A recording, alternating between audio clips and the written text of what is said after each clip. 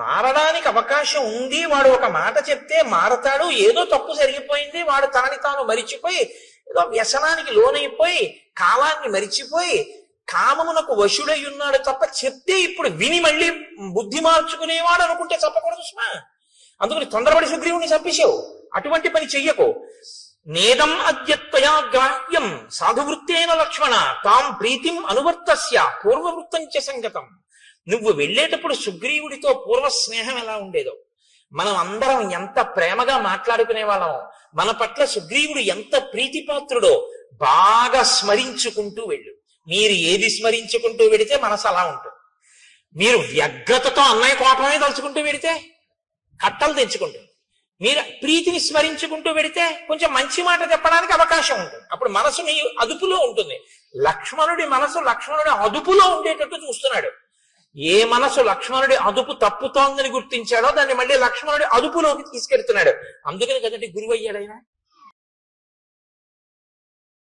ఎవరు భార్య, ఎవరు బిడ్డలు, ఎవరు నువ్వు, ఎవరి కోసం ఎవరు, ఏదో కొద్ది రోజులు ఆ బాధ, ఆ శోకం, ఆ తర్వాత ఎవరి గొడవ వాళ్ళది. 11వ రోజు వచ్చేటప్పటికి ఆస్తుల పంపకాల దగ్గర గొడవలు, వెళ్ళిపోయిన వాడిని తిట్టడం, అన్ని చోట్ల సామాన్యమైనటువంటి విషయం. బీరువాలు తీయడం, తీసిన తర్వాత ఇదే ఈయనించింది అని దెబ్బలాడడం, ఇన్ని చోట్ల చూడటం లేదు. కాబట్టి ఆయన తార కూడా తనతో కూడినటువంటి కారణం చేత చాలా సంతోషంగా, అసలు అహోరాత్రం అంటే రాత్రి పగలు కూడా వేరొక వ్యవహారం అనేటటువంటిది ఏదీ లేకుండా స్త్రీ సుఖమును అపేక్షిస్తూ, స్త్రీ సుఖమును పొందుతూ ఆయన తన జీవితాన్ని తాను సంతోషం అనుకుని గడిపేస్తున్నాడు. క్రీడంతమివ దేవీశం నందనీ సరసాం గణైః మంత్రిషు న్యస్త కార్యంచ మంత్రిణాం అనవేక్షకం. తాను రాజుగా నిర్వహించవలసినటువంటి బాధ్యతలు కొన్ని ఉంటాయి. ఇప్పుడు తను రాజ్యాన్ని పొందడంతో పాటుగా భార్యని కూడా పొందాడు, తారని కూడా పొందాడు. ఇప్పుడు ఆయనకి రెండూ వచ్చాయి. రాజ్యము వచ్చింది, భార్యలు వచ్చారు. కానీ దేనితో అంటకాగాడు అంటే ఒక్క భార్యలతోనే అంటకాగాడు. అలాగని రాచరికం వదిలిపెట్టాడా అంటే రాజుగానే ఉన్నాడు. మరి రాజ్యపాలన మంత్రులకు అప్పచెప్పాడు.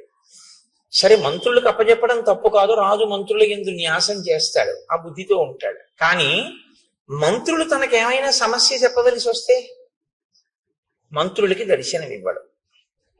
ఇది ఇక్కడ ఉంది అసలు సమస్య అంతా. మహర్షి మాట్లాడేటటువంటి మాటలు చాలా గంభీరంగా ఉంటాయి. ఆయన అంత తేలికగా ఏం మాట్లాడరు. ఇంకొకళ్ళ యొక్క ప్రవర్తనని పరిశీలనం చేసి ఆ శ్లోకాన్ని చెప్పేటప్పుడు వాల్మీకి మహర్షి శ్లోకాల్ని జాగ్రత్తగా పట్టుకుంటే మనం ఎలా ఉంటున్నాము అన్నది కూడా మనం పరిశీలనం చేసుకోవాల్సి ఉంటుంది. రెండూ పొందినటువంటి వాడు రెండిటి యందు బుద్ధి పెట్టి ఉంటే, రాజ్యపాలన సక్రమంగా చేసి భార్యల యందు అనురక్తితో ఉంటే అందులో మీరు నేను పెద్ద పట్టించుకోవాల్సిన విషయం, రామాయణంలో శ్లోకం రచన చేయవలసిన అవసరం వాల్మీకి లేదు. ఆయన రాజుగా ఉండి ఆ రాజ్యమునకు సంబంధించిన వ్యవహారములు మంత్రులకు విడిచిపెట్టాడు. ఇప్పుడు మంత్రులు ఏదైనా సమస్య వస్తే రాజు నిర్ణయం చేయాలి. రాజు నిర్ణయం చేయాలంటే మంత్రులు ఎవరిని కలవాలి? రాజుని కలవాలి. కానీ మంత్రులకి రాజదర్శనం లేదు. ఎందుకు లేదు? అహోరాత్రము తార రుమ ఇతర పత్నులతో తిరుగుతూ ఉండడం వల్ల మంత్రులకి దర్శనం ఇవ్వడు. మంత్రులకే దర్శనం ఇవ్వని వాడు ప్రజలకేం దర్శనం ఇస్తాడు? కాబట్టి ఇప్పుడు ప్రజలు తమ కష్టం చెప్పుకోవాలి అంటే రాజు యొక్క దర్శనం లేదు. మంచి వాళ్ళై మంత్రులు మంచిగా పరిపాలిస్తే పర్వాలేదు, లేకపోతే అసలు రాజుకి ప్రజలకి మధ్య ఏ విధమైనటువంటి సమన్వయం లేదు. ప్రజలు ఎలా ఉన్నారో ఏమైపోతున్నారో ఆయనకు అనవసరం. ఆయన రాజుగా సుఖములను అనుభవించడానికి మాత్రం రాజపదవిని వాడుకుంటున్నాడు తప్ప, రాజపదవిని అనుభవిస్తున్నవాడు రాజుగా తన కర్తవ్యాన్ని చెయ్యడాన్ని విస్మరించాడు. ఇది మహర్షి యొక్క తీర్పు. కాబట్టి క్రీడంతమివ దేవేశం నందనే సరసాం గణైః మంత్రిషు న్యస్త కార్యంచ మంత్రిణాం అనవేక్షకం.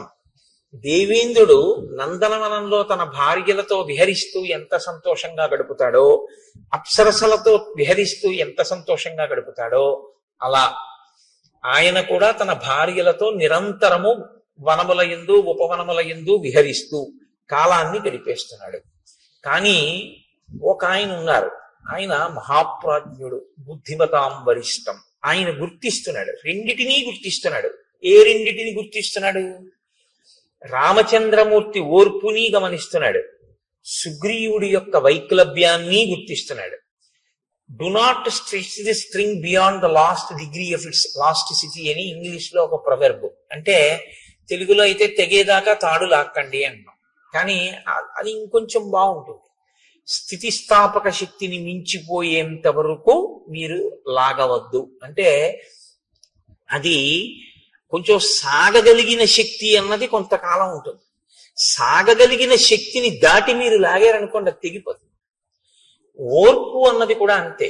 ఓర్పు పడుతున్నాడు కదా అని మీరు లాగారనుకోండి, ఆ ఓర్పు తెగిపోతుంది, అది భగ్నమైపోతుంది. అప్పుడు దాని స్థానంలో ఏమొస్తుంది అంటే, సహనము ఎక్కడ నశిస్తుందో అక్కడ రావడానికి ఉండేటటువంటిది ఒక్కటే ఉంటుంది, క్రోధం. విశేషమైనటువంటి కోపము ఒక్కసారి ఆవిర్భవిస్తుంది. కాబట్టి ఇప్పుడు హనుమ యొక్క బుద్ధి శక్తి ఎక్కడుందంటే, రామచంద్రమూర్తి యొక్క ఓపిక, రామచంద్రమూర్తి వేచి చూస్తున్న స్థితి, రామచంద్రమూర్తి యొక్క సహనము పరీక్షకి గురైపోతున్నటువంటి స్థితి వచ్చేస్తోంది. ఈయన ఏ కబురు చేయడు, ఈయన మంత్రుల మాట వినడు, ఈయన మంత్రులకి దర్శనం ఇవ్వడు, అహోరాత్రములు భార్యలతో గడుపుతున్నాడు. కాలము తనకి అనుకూలంగా ఉండాలి, ముందు తన భార్యను కూడా తీసుకొస్తే తప్ప నువ్వు నీ భార్యతో సుఖించకూడదని రాముడు అనలేదు. ఇప్పుడు వర్షాకాలం నువ్వు చాలా కష్టపడి ఉన్నావు, హాయిగా సంతోషంగా గడుపు. వర్షాకాలం అయిపోయిన తర్వాత సీతాన్వేషణమునకు ప్రయత్నం చెయ్యి అన్నాడు. వర్షాకాలం అయిపోతోంది అనగానే జాగరూకుడు కావాలి కదా. ఇంకా వర్షాకాలం అయిపోవచ్చింది అనేటప్పటికీ ప్రణాళిక సిద్ధంగా ఉండాలి. ఎందుచేత అంటే కార్యము ముందా ప్రణాళిక ముందా? అంటే శబ్దము వెలుతురులా ఉంటాయి అవి. మీరు చూడండి, ఎప్పుడైనా ఒక పిడుగు పడుతోంది అనుకోండి, పిడుగు యొక్క ధ్వని ముందు రాదు, పిడుగుపాటు ముందు రాదు, వెలుతురు ముందు వస్తుంది. ముందు ఒక పెద్ద వెలుతురు కొడుతుంది. వెలుతురు కొట్టింది అంటే మీరు చెవులు మూసుకోవడం ఏదో చేస్తారమ్మో పిడుగు పడుతోందని. తర్వాత ధ్వని వస్తుంది, ధ్వని తర్వాత పిడుగు పడుతుంది. 3 అంచెల కింద ఉంటుంది తప్ప పిడుగుపాటు అంటే ఒక్కసారి పిడుగు పడిపోవడం ఉండదు. ముందు తెలుస్తుంది. ఒక కార్యం చెయ్యాలి అన్న దాంట్లో దక్షత అన్న మాటకు అర్థం ఏమిటంటే, పకడ్బందీగా దాన్ని ప్రణాళికా రచన చెయ్యవలసి ఉంటుంది. ఇది ఇలా ఉండాలి, ఇలా ఉండాలి, ఇలా ఉండాలి అని కార్యమునకు అనుగుణంగా, కార్య సాఫల్యము కొరకు, మీ ఆనుకూల్యత కొరకు కాదు, కార్యంగా ఫలితాన్ని ఇవ్వడానికి కర్మ. మీరు ఎప్పుడు జ్ఞాపకం పెట్టుకోవాల్సి ఉంటుంది ఈ విషయాన్ని. కర్మ జడం, కర్మ తనంత తానుగా ఫలితాన్ని ఇవ్వదండి. అందుకే భగవాన్ రమణులు ఉపదేశసారం చేస్తే కర్మ తజ్జడం అంటారు. కర్మ జడమైనటువంటిది. అది ఇప్పుడు ఇది ఎంత జడమో అంటే తనంత తానుగా దీనికి ఏమి నిర్వహణ శక్తి ఎలా ఉండదో, ఒక విద్యుత్ దీంట్లో ప్రసరిస్తే ఇది పనిచేస్తూ ఉంటుంది. అలా కర్మ కూడా జడం. మీరు ఒక కర్మ చేశారనుకోండి, దాని వలన ఫలితం వస్తుందా అని నన్ను అడిగితే నేనేం చెప్పవలసి ఉంటుందంటే రాదు అని చెప్పడమే న్యాయమై ఉంటుంది. అదే న్యాయమైనటువంటి జవాబు. ఎందుకంటే నేను అభిషేకం చేశాను, నాకు ఫలితం వస్తుందా అని మీరు అడిగారు అనుకోండి, మీ మనసు అక్కడ పెట్టారా అని అడగవలసి ఉంటుంది. మీరు కేవలంగా ఓ నీళ్లు పోయడమో ఓ పాలు పోయడమో చేసినంత మాత్రం చేత మీకు దాని వలన ఫలితం ఏం వచ్చేది. కానీ ఏదో హీనపక్షంలో మీరు ఒక కార్యం చేశారు కాబట్టి, ఏదో అభిషేకం చేశాననేటటువంటి నటన యందు కూర్చున్నాడు కాబట్టి ఏదో కొంత ప్రయోజనం సిద్ధించవచ్చు. కానీ అభిషేక ప్రయోజనం ఎప్పుడు సిద్ధిస్తుందంటే, మీరు భక్తితో మీ మనస్సుని అక్కడ పెట్టినప్పుడు. మీ మనస్సుని అక్కడ పెట్టినప్పుడు ఒక్కొక్కసారి ఏమవుతుందంటే పదార్థముల అవసరం ఉండదు, కర్మ అవసరం ఉండదు. కర్మ మనసు చేసేస్తుంది, మనసుకు ఆ శక్తి ఉంది. అందుకే దానికి స్వప్న వస్తుంది. మనసుకున్న బలం, మనసుకున్న బలహీనత రెండు ఒకటే బలహీనత, అదే బలం. మనసుకి ఏది బలహీనతో దాన్ని మీరు బలంగా మార్చగలిగితే మీరు ధన్యులు. మనసుకి ఏది బలమో దాన్ని మీరు బలహీనతగా మార్చుకుంటే మనం అధములం. అంతే తేడా. నీ మాట స్పష్టంగా లేదు అంటారు మీరు, నాకు తెలుసు. మీరు ఒక కర్మ చేస్తున్నారు అనుకోండి, ఆ కర్మ చేసే ముందు దాని యందు శ్రద్ధ అంటే భక్తి, అది ఎందుకు చేస్తున్నాం మనం అన్న విషయం మీద కొంత అవగాహన ఉండాలి. అది దీని కొరకు ఉద్దేశింపబడింది అన్నప్పుడు ఆ కోణంలోనే మీరు దాన్ని చెయ్యవలసి ఉంటుంది తప్ప ఏదో కర్మని కర్మగా చేశారనుకోండి. అన్నవరం సత్యనారాయణ స్వామి వారి వ్రతం 116 గంటలు కూర్చుని చేశాయనుకోండి, మీరు 116 మందిని త్రికరణ శుద్ధిగా చెప్పండి ఎందుకు చేశారు అని అడిగారు అనుకోండి. మేమందరం మా అమ్మాయి పెళ్లి కోసం చేశాం అన్నారు అనుకోండి, ఇప్పుడు చెయ్యకుండా చూస్తున్న ఆయన కూతురు పెళ్లి సెటిల్ అవ్వచ్చు. అదేమిటండి అని మీరు అడగచ్చు. ఈయన నవగ్రహ మంటపాన్ని ఆవాహన చేస్తూ సెల్ ఫోన్ మాట్లాడతాడు. ఇంకేవి పూజ అది వ్రతం కాదు, అది వ్రతభంగం.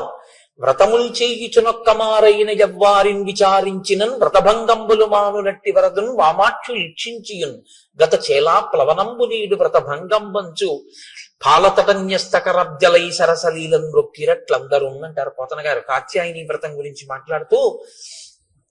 ఎవరు మనసు తీసుకెళ్లి అక్కడ పెట్టాడో వాడికి పదార్థము యొక్క అవసరం లేకుండా వాడు సృజించగలడు. స్వప్నం అందుకే కదండి వచ్చింది. స్వప్నంలో మీ శరీరం ఏమీ వెళ్ళదు, మీ కళ్ళేమీ చూడవు, మీరేం వెళ్ళరు. కానీ స్వప్నావస్థ మీరు జాగృతి యందు ఎలా ఉన్నారు అన్నదానికి ఒక రుజువు.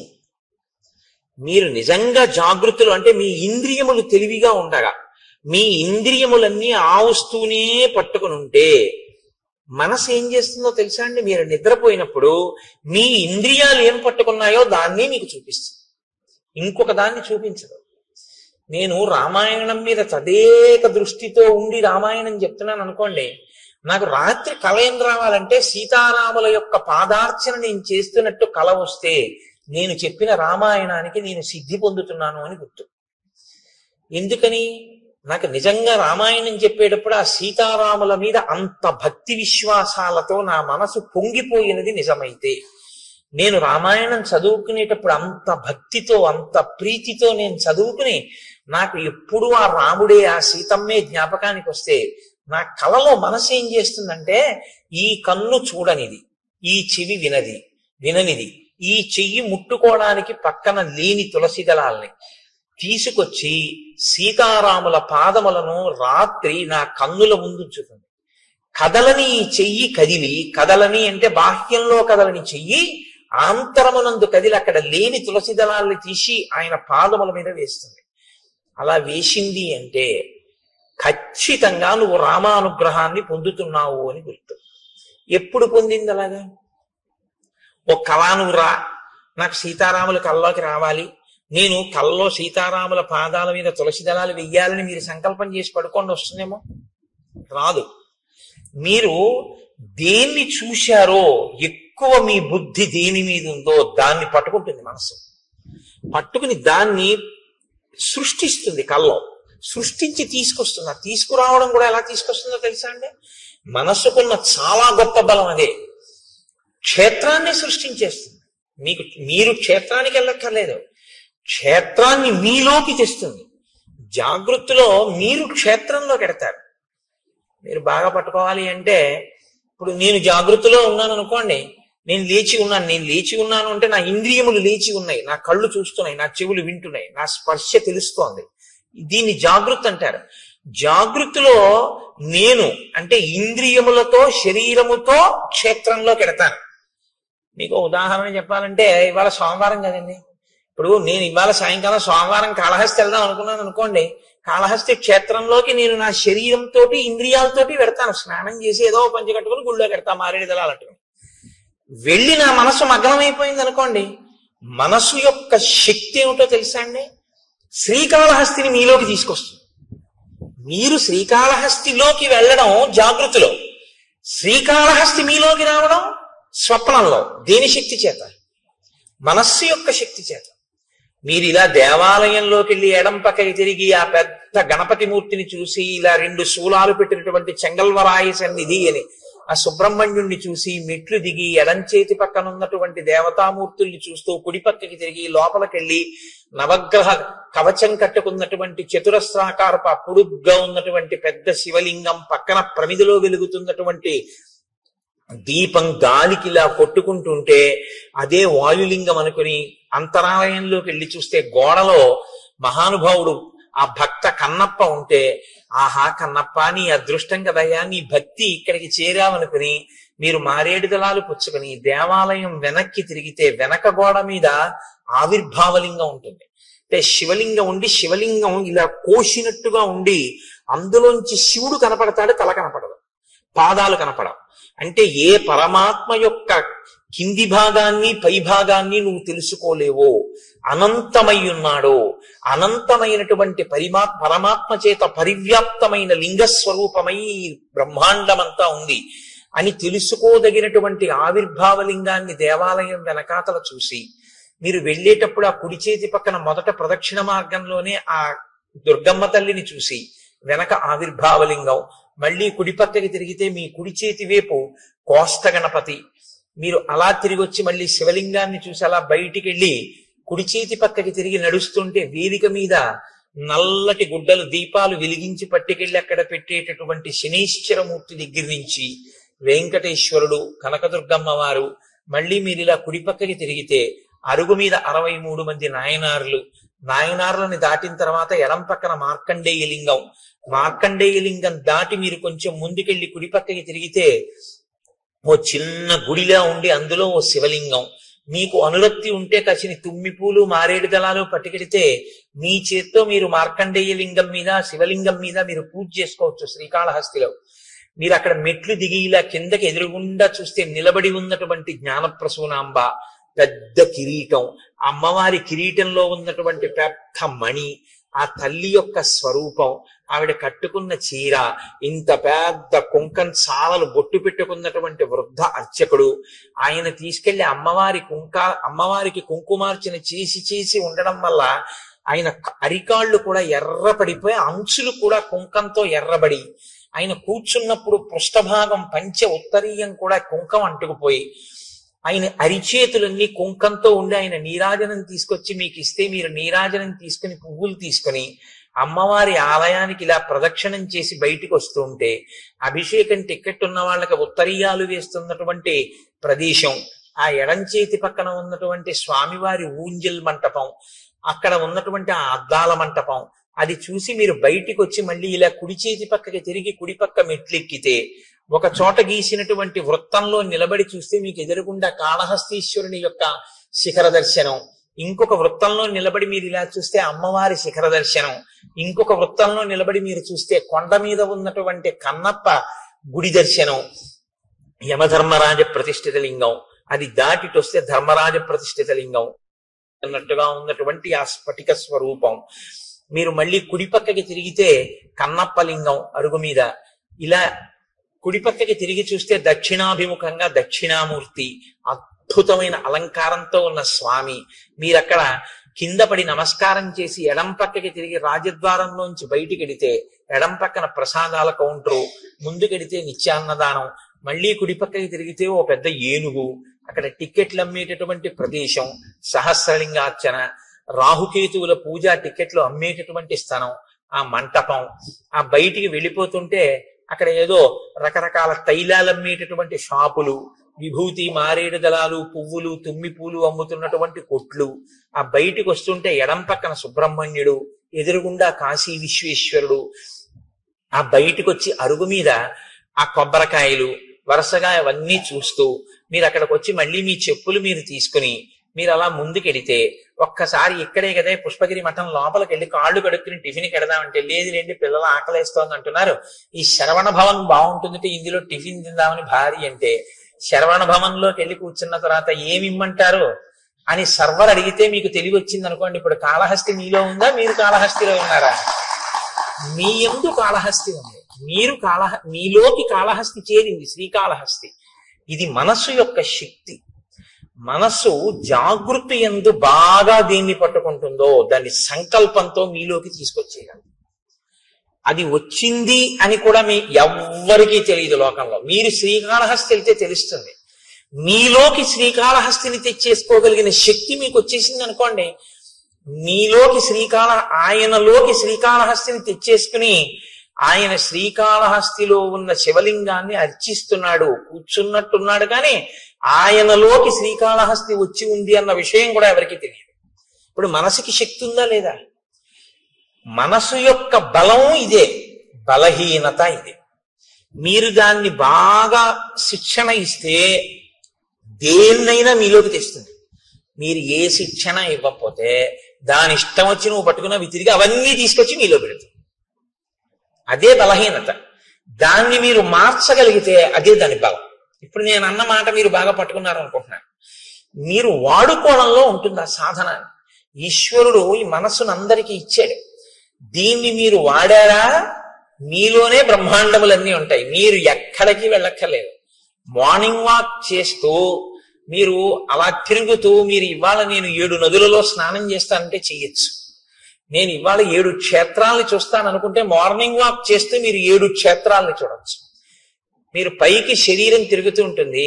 మీరు శృంగేరి వెళ్ళిపోయి శృంగగిరిలో ఉన్నటువంటి శారదాంబ దేవాలయాన్ని, ఆ విద్యాశంకరుల దేవాలయాన్ని, తుంగా నదిని, కప్పకి నీడపట్టిన పాము, స్నానం, చేపలు, ఆ మరమరాలు వేసినట్టు మీరు స్నానం చేసి మీరు ఆ వారధి దాటి ఆ పావులుంటాయి జాగ్రత్త అని బోర్డులో ఉన్న వనంలోంచి వెళ్ళి ఎదురుగుండా చంద్రశేఖర భారతి స్వామి మొదలైన మహాపురుషుల యొక్క సన్నిధానాలు చూస్తూ ఎడం పక్కకి తిరిగి పూర్వం ఉన్నటువంటి గురువులందరూ కూడా అక్కడ ఉండే అభిషేకాలు కూడా చేసి ఇరుగ్గా ఉన్నటువంటి ప్రాంగణంతో కూడుకున్న గురునివాస్ని, ఆ పక్కన ఉన్న విశాలమైన భవంతిని, అందులో ఉన్న పెద్ద హాల్ని, అక్కడ పెట్టినటువంటి శంకరాచార్యుల వారిని, స్వామివారికి బహూకరింపబడిన పెద్ద తంజావూరు వీణ, వాటినన్నింటినీ మీరు చూస్తూ శంకర భగవత్పాదులు, వారి శిష్యులు, ఆ గోడలు, వేదిక, తెర తీసేటప్పటికి వచ్చి కూర్చున్న భారతీ తీర్థస్వామి, ఆయన ఇలా కూర్చుని ఇంకా రుద్రం మొదలెట్టడానికి ముందు ఎవరితో మాట్లాడకుండా ఇటు తిరిగి కూర్చుని ఇటుపక్కకి ఇలా తలొక్కటి తిప్పి ఇలా అందరినీ ఇలా ఒక్కసారి పరికించి సభాభ్య సభాపతిభ్యశ్చ భో నమో నమో అన్న భావన లోపల అంతా శివస్వరూపంగా చూస్తూ పైకి మన్ని చూస్తున్నారని మనం అనుకుంటే ఆయన ఒక్కసారి ఇలా ఇటు పక్క నుంచి ఇటు పక్క వరకు ఇలా చూసి ఇలా తలోపి ఆ శివలింగం మీదకి పెట్టినటువంటి ధారాపాత్ర, అందులోకి ఆయన పాత్రతో తీసి ఇలా పోస్తుంటే పడుతున్నటువంటి శివలింగం మీద పువ్వులు, ఆ ధారలు, ఆఖరణ ఆయన వస్త్రం తీసి ఆ శివలింగాన్ని తుడిచి పైకి లేవకుండా అందంగా ఈ చెయ్యి ఇలా ఎత్తి కింద పడకుండా దాన్ని ఆ శివలింగాన్ని అందంగా పెట్టి ఆ పువ్వులతో అలంకారం చేసి ఆయన చేసేటటువంటి అభిషేకం, ఇవన్నీ మీరు చూస్తుండగా, మీరు అనుభవిస్తుండగా మీ 5 రౌండ్లో 6 రౌండ్లో మీ మార్నింగ్ వాక్ అయిపోతుంది. శరీరానికి వ్యాయామం అయింది, మనసుకి శృంగేరి దర్శనం అయిపోయింది. మనసుకు ఆ శక్తి ఉంది. శరీరం తిరుగుతూ ఉంటుంది, మనస్సు విడిపోయి వెళ్ళిపోతుంది, ఎటు కావాలంటే వెళుతుంది. దాన్ని మీరు అలవాటు చేస్తే శృంగేరి వెళ్తుంది, మీరు అలవాటు చేస్తే గంగానదికి వెళ్తుంది, మీరు అలవాటు చేస్తే కాశీ వెళుతుంది, మీరు అలవాటు చేస్తే మీరు ఎక్కడికి వెళ్ళమంటే అక్కడికి వెళ్తుంది. ఎప్పుడు మీరు జాగృతిలో మనసును అక్కడ పెడితే, మీరు శృంగేరి వెళ్ళినప్పుడు మీ మనసు అక్కడ పెడితే మీ మనసు తర్వాత శృంగేరిని చేస్తుంది. ఇప్పుడు మీరు శృంగేరి శరీరంతో వెళ్ళి మీ మనసు కాకినాడలోనే ఉందనుకోండి, శృంగేరిని మీలోకి తేవడం ఇక మనసుకి సాధ్యం కాదు. అదే దాని బలహీనత, అదే దాని బలం కూడా. ఇప్పుడు మీరు దాని బలాన్ని బలంగా మీరు వాడుకోగలిగితే అది మీకు ప్రయోజకత్వాన్ని సాధించి పెడుతుంది. అది మీకు చేత కాకపోతే ఆ మనసే బంధనానికి గురి చేస్తుంది. అందుకే మన ఏవ మనుష్యాణం కారణం బంధమోక్షయో అంటాడు పరమాత్మ గీతాచార్యుడు. కేవలం మనస్సే, ఒకడు బంధింపబడుతున్నాడు, ఒకడు మోక్షం వైపుకి వెళ్ళిపోతున్నాడు. మీరు ఒకటి గుర్తుపెట్టుకోండి, కట్టాలన్నా విప్పాలన్నా తాడు తప్ప ఇంకోటి ఉండదు కట్టడానికి విప్పడానికి. మీరు ముందు ఇట్నుంచి తిప్పి చుట్టేస్తే కట్టు, ఇట్నుంచి తిప్పి చుట్టేసినా కట్టే. ఇప్పుడు నన్ను ఇలా కట్టేయండి అన్నారు అనుకోండి, ఓ తాడు తీసుకొచ్చి ఇలా తిప్పేసినా నన్ను కట్టేసినట్టే, ఇలా తిప్పేసినా నన్ను కట్టేసినట్టే. కట్టినా తాడే. విప్పాలంటే మీరు ఎటు కట్టారో దానికి వ్యతిరేక దిశలో తిప్పేయడమే తాడు. ఇట్నుంచి కట్టారనుకోండి, ఇట్నుంచి తిప్పేస్తే విప్పేశారు. వ్యతిరేక దిశలో తిప్పితే విప్పడం, మీరు కట్టాలనుకున్నది ఏ దిశలో కావాలంటే అటు తిప్పితే కట్టడం. కట్టినా విప్పినా చెయ్యి తిప్పడంలో ఉంది. మీరు ఎటు ఒకలా తిప్పితే కట్టు, ఒకలా తిప్పితే విప్పడం. ఆ తాడు మాత్రం అది. కట్టుకోవడం విప్పుకోవడం మీ చేతిలో, కట్టుకున్నా విప్పుకున్నా మీ ఇష్టం. ఈశ్వరుడు మనస్సుని ఇచ్చేసాడు, తాడు మీకు ఇచ్చాడు. ఇది ఆశ్రమాన్ని ధన్యం చేసుకోవడం అంటారు. ఎందుకు ఎడుతున్నావు గృహస్థాశ్రమంలోకి? ఆవిడ నువ్వు కలిసి తరించడానికి. నీ చెయ్యి ఆవిడ ఎందుకు పట్టుకుందంటే 24 గంటలు నీకు కావలసిన రుచులతోటి నీకు వండి పెట్టడానికి, నీకు సంతానం కనడానికి, శరీరం జర్జరీభూతం అయిపోయేంత వరకు కూడా కామ ప్రచోదనంతో బతకడానికి ఇవ్వలేదు ఆవిడ్ని కన్యాదాత. ఆవిడ్ని నీ పక్కన ధర్మపత్నిగా పెట్టుకుని నువ్వు పుణ్యకర్మలు చేసి నీ పుణ్యంలో సగభాగం ఆవిడికిచ్చి ఆవిడ్ని ఉద్ధరిస్తావన్న ఉద్దేశ్యంతో ఆవిడ్ని ఇచ్చాడు. నువ్వు స్వీకరించింది ధర్మపత్నిగా, కేవలం కామపత్నిగా నువ్వు అనుభవిస్తానంటే నీ కర్మ అంతే. ఎవరు జోక్యం ఏం చేసుకోరు అందులో. కానీ పాడైపోవడం అనేది మాత్రం జరిగిపోతుంటుందంతే. కాలం ఆగదు కదండి, వెళ్ళిపోతుంది కాలం. ఆ కాలంలో నువ్వు ఏం పట్టుకున్నావో, కామం ఒక్కటే పట్టుకున్నావు, ఏది వదిలిపెట్టేశావో, ధర్మముతో అర్థాన్ని, ధర్మానికి కామాన్ని ముడేయడం మర్చిపోయావు. కామము ధర్మబద్ధమే కావచ్చు, భార్యతోనే ఉన్నావు, కానీ కాలమంతా దానికే ఉపయోగించావు. ఇప్పుడు మరి మిగిలినవి ఏమైపోయాయి? పురుషార్థాలు. మరి ధర్మం ఏది, అర్థం ఏది? అప్పుడు ఇంకా మరి ఒక పురుషార్థంతోనే పట్టు కూర్చుంటే జీవితం ఏది? మితిమీరిన వ్యామోహమైంది తప్ప అది పురుషార్థ సమన్వయం ఎలా అయింది? పాడవుతున్నట్ట, సన్మార్గంలో ఉన్నట్ట. అందుకనన్నారు మహర్షి, సత్పురుషుల మార్గమును విడిచిపెట్టాడు. అంటే పురుషార్థములను సమన్వయం చేసుకోవడం రాలేదు. రాజ్యాన్ని వదిలిపెట్టి కేవలం భార్య యందు మనసు పెట్టుకున్నాడు. ఇంకొక ఆయన మహాపురుషుడు, ఆయన ఏం చూస్తున్నారు? ఆయన తిరిగారు ఈయనతో పాటే, హనుమ. ఆయన అప్పుడు ఆయనకి ఒకటే, ఇప్పుడు ఆయనకి ఒకటే. ఇప్పుడు ఆయన ఏం ఆలోచిస్తున్నారు? మహానుభావుడు రామచంద్రమూర్తికి మాట ఇచ్చాడే, ఆయన అలా అరణ్యంలో కూర్చుని ఉన్నారే, మన గుహలో కూర్చున్నారే. మరి శరత్కాలం వచ్చేసింది, ఈయనేమో చెయ్యవలసిన ప్రణాళికారచన చెయ్యట్లేదు. ఇంతకీ ఎక్కడ బయలుదేరాను? పిడుగు ధ్వని వెలుతురు, ముందు ప్రణాళికారచన అన్నది ఒకటి ఉండాలి కదా. ఆయన కోపడ్డాక నువ్వు వానరాలను పిలవడం వేరు, నువ్వు ముందు ప్రణాళిక ఏది నీకు? రేపు రాముడు వచ్చి అడిగితే ఏం చెప్తావు? కనీసం అయ్యా నేను కబురు చేశానండి నేను చెప్పడానికి నీకు ఒకటి ఉండాలిగా. చేసిన పని అసత్యం చెప్పలేవుగా రాముడితో. ఇప్పుడు ప్రభువుని రక్షించడం అంటే అది మంత్రి అంటే. కనీసంలో కనీసం ఈయనకి గుర్తు చేసి ఆ సైన్యాధిపతిని పిలిచి, ఒరే సైన్యాలన్నీ సిద్ధం చేయండిరా, మనం ఎప్పుడప్పుడు వెళదామంటే, ఒకవేళ రాముడికి కోపం వచ్చినా అయ్యా నేను కబురు చేశానండి అని చెప్పడానికైనా ఉంటుంది. బతుకుతాడు రాజు. రాజుని రక్షించాలి సచివుడు. కాబట్టి మహానుభావుడు అయ్యాడు హనుమ. అందుకే ఆయన ఎక్కడుంటే అక్కడ బ్రతుకుతారు మనుషులు, ఆయన ఎక్కడుంటే అక్కడ బ్రతుకుతారు. కాబట్టే ఇప్పుడు ఆయన సాచివ్యం చేశారు. కాబట్టి ఆయన ఆలోచించారు. ఆలోచించి సుగ్రీవుడి దగ్గరికి వెళ్ళి ఆయన ఒక మాట చెప్తున్నారు. తదిదం మిత్ర కార్యం నహ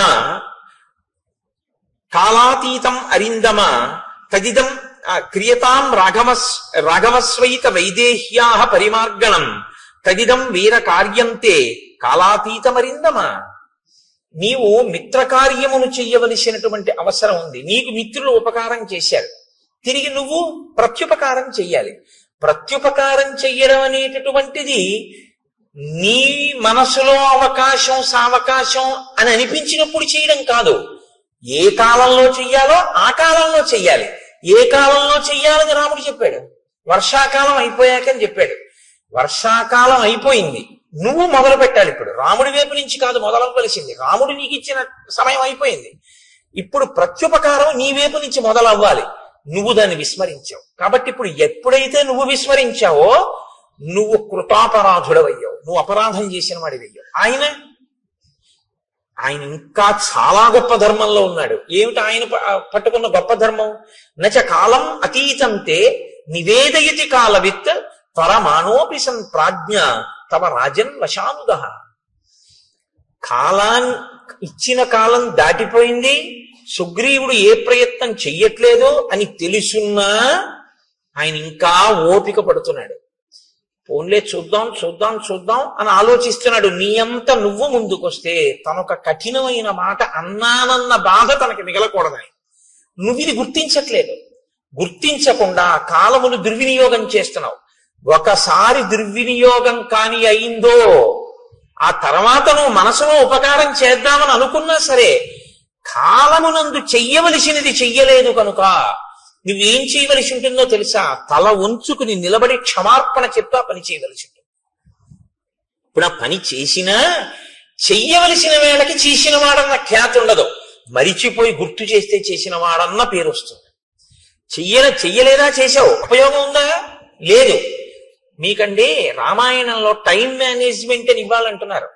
ఈ టైం మేనేజ్మెంట్ అన్న దాని కోణంలో రామాయణాన్ని మాట్లాడితే శ్రీరామాయణము టైం మేనేజ్మెంట్ అంటే కాలమును చక్కగా దక్షతతో వినియోగించుకునుట అని నిజంగా మేనేజ్మెంట్ సైన్సెస్ చదువుకునేటటువంటి స్టూడెంట్స్ కి శ్రీరామాయణంలోంచి కానీ అన్వయం చేస్తే నేను మీకు నిజం చెప్తున్నాను, ఎక్కడా దొరకనంత గొప్ప విషయాలన్నీ శ్రీరామాయణంలో ఉన్నాయి. ఎంత గొప్పగా మాట్లాడతాడో, ఎన్ని చోట్ల వస్తుందో. చెయ్యవలసిన సమయమునందు చెయ్యవలసిన పని. సుందరకాండలో కూడా అత్యద్భుతంగా ప్రస్తావన చేస్తాడు దీని గురించి. కాబట్టి అందుకే నేను మీతో మనవి చేసింది, శ్రీరామాయణం అనేక కోణములలో మనకి నేర్పుతుంది. వ్యామోహాలకి లొంగిపోకుండా చెయ్యవలసిన సమయానికి చెయ్యవలసిన పనికి టక్కని లేచిపోగలిగిన శక్తి ఎక్కడి నుంచి వస్తుందంటే రామాయణంలోంచి వస్తుంది. కాబట్టి నచ కాలం అతీతంతే నివేదయతి కాలవిత్ తరమాణోపి సన్ ప్రాజ్ఞ తవ రాజన్ వశానుగః అని అకర్తురపి కార్యస్య భవాన్ కర్తా హరీశ్వర కిం పునః ప్రతికర్తుస్తే రాజ్యేన చ వధేన చ. రాజా, నువ్వు ప్రత్యుపకారం చేసేటటువంటి స్వభావం లేనివాడివని నేను అంటలేదు, నువ్వు అటువంటి వాడివని నేను అన్నాను. ఎందుకంటే ప్రత్యుపకారం చెయ్యడం కాదు, నీకున్నటువంటి లక్షణం ఏమిటో తెలుసా? అసలు ఉపకారం చెయ్యని వాడికి ఉపకారం చేస్తావు. అంత మంచివాడివి, చాలా మంచివాడివి, అందులో ఇంక సందేహమేం లేదు. భవాన్ కర్త హరీశ్వర, ఓ వానర రాజా, నువ్వు అటువంటి ఉపకార బుద్ధి కలిగిన వాడివి. కానీ కిం పునః ప్రతికర్తుస్తే రాజ్యేనచ వధేనచ, రెండు గొప్ప కార్యములు నీకు చేశాడు రాముడు. ఒకటి రాజ్యం ఇచ్చాడు, రెండు రాజ్యం ఇవ్వడం కాదు, ఎవరు బతికుండగా నీకు అసలు రాజ్యము ప్రాణము భార్య ఈ మూడు సంశయాత్మకమో అటువంటి వాణ్ణి తన ప్రాణాలు పణంగా పెట్టి చంపాడు. వాలి ఇలా చూశాడు అనుకోండి, ఆయన వేగానికి హద్దు ఉందంటే ఇంకా రాముడు నిగ్రహించలేడా అన్నది పక్కన పెట్టండి, చాలా పెద్ద ప్రమాదకరమైన పరిస్థితి వచ్చేస్తుందా, వచ్చేదా. కాబట్టి తన ప్రాణములను పణంగా పెట్టి వాలిని వధించాడు. నువ్వేం చేస్తున్నావు? చెయ్యవలసిన సమయానికి చెయ్యవలసినటువంటి పని చెయ్యాలి. ఏమండి, నేను ప్రత్యుపకారం చెయ్యని వాడిని కాను, ఎవరో నాకు ఉపకారం చెయ్యని వాళ్ళకు కూడా వాళ్ళకి చేశాను, వీళ్ళకి చేశాను, వాళ్ళకి చేశానంటే నువ్వు నోరు ముయ్యవయ్యా. నీ ఈ రాజ్యం అసలు చేయడానికి ఎవడిచ్చాడు? ఆయనకి చెయ్యని దానికి మిగిలిన వాళ్ళకి చేస్తే ఎంత, చేయకపోతే ఎంత, అసలుది చేశావా అని అడుగుతాడు. ఏది ముఖ్యమో అది వదిలిపెట్టావు, ఏవి చిన్న చిన్నవి చేసినా చేయకపోయినా పర్వాలేదో అవి చేస్తున్నావు. ఏమిటి ఉపయోగం? కొన్ని వేల పట్టున చేయవలసి ఉంటాయి, కొన్ని వేల తప్పి చేసినా వచ్చే ప్రమాదం ఏమి ఉండదు. అవి వేల పట్టున చేయవలసినవి వేల పట్టున చేసేయాలి మీరు. దానికి మీరు ఇంక ఎంత ఖచ్చితంగా ఉండాలంటే అందులో ప్రత్యేకమైనటువంటి క్రమశిక్షణ ఉండాలి. ప్రత్యేకించి బ్రాహ్మీ ముహూర్తంలో అంటే ఉదయం వేళలో ఎంత త్వరగా వీలైతే అంత త్వరగా పూజామందిరంలోకి వెళ్ళిపోవాలి. పూజామందిరంలోకి వెళ్ళడానికి తను దానికి సిద్ధపడడానికి మధ్యలోకి ఎంతో అవసరమైతే తప్ప, అసలు తప్పించడానికి కుదరకపోతే తప్ప మీరు ఎట్టి పరిస్థితుల్లోనూ ఏ కార్యాన్ని దాని మధ్యలోకి రావడాన్ని మీరు అనుమతించకూడదు. ఉదయం లేవడము అంటే దేని కొరకు? పూజామందిరంలోకి వెళ్ళిపోవడం కొరకే. దానికి దీనికి మధ్యలోకి ఏదీ రావడానికి వీల్లేదు. అది భక్తిరస సంబంధమైన టీవీలో కార్యక్రమమే కావచ్చు, రావడానికి వీల్లేదు. మీ కాయిక కైంకర్యం ఏమైపోయింది మీ సింహాసనం దగ్గర?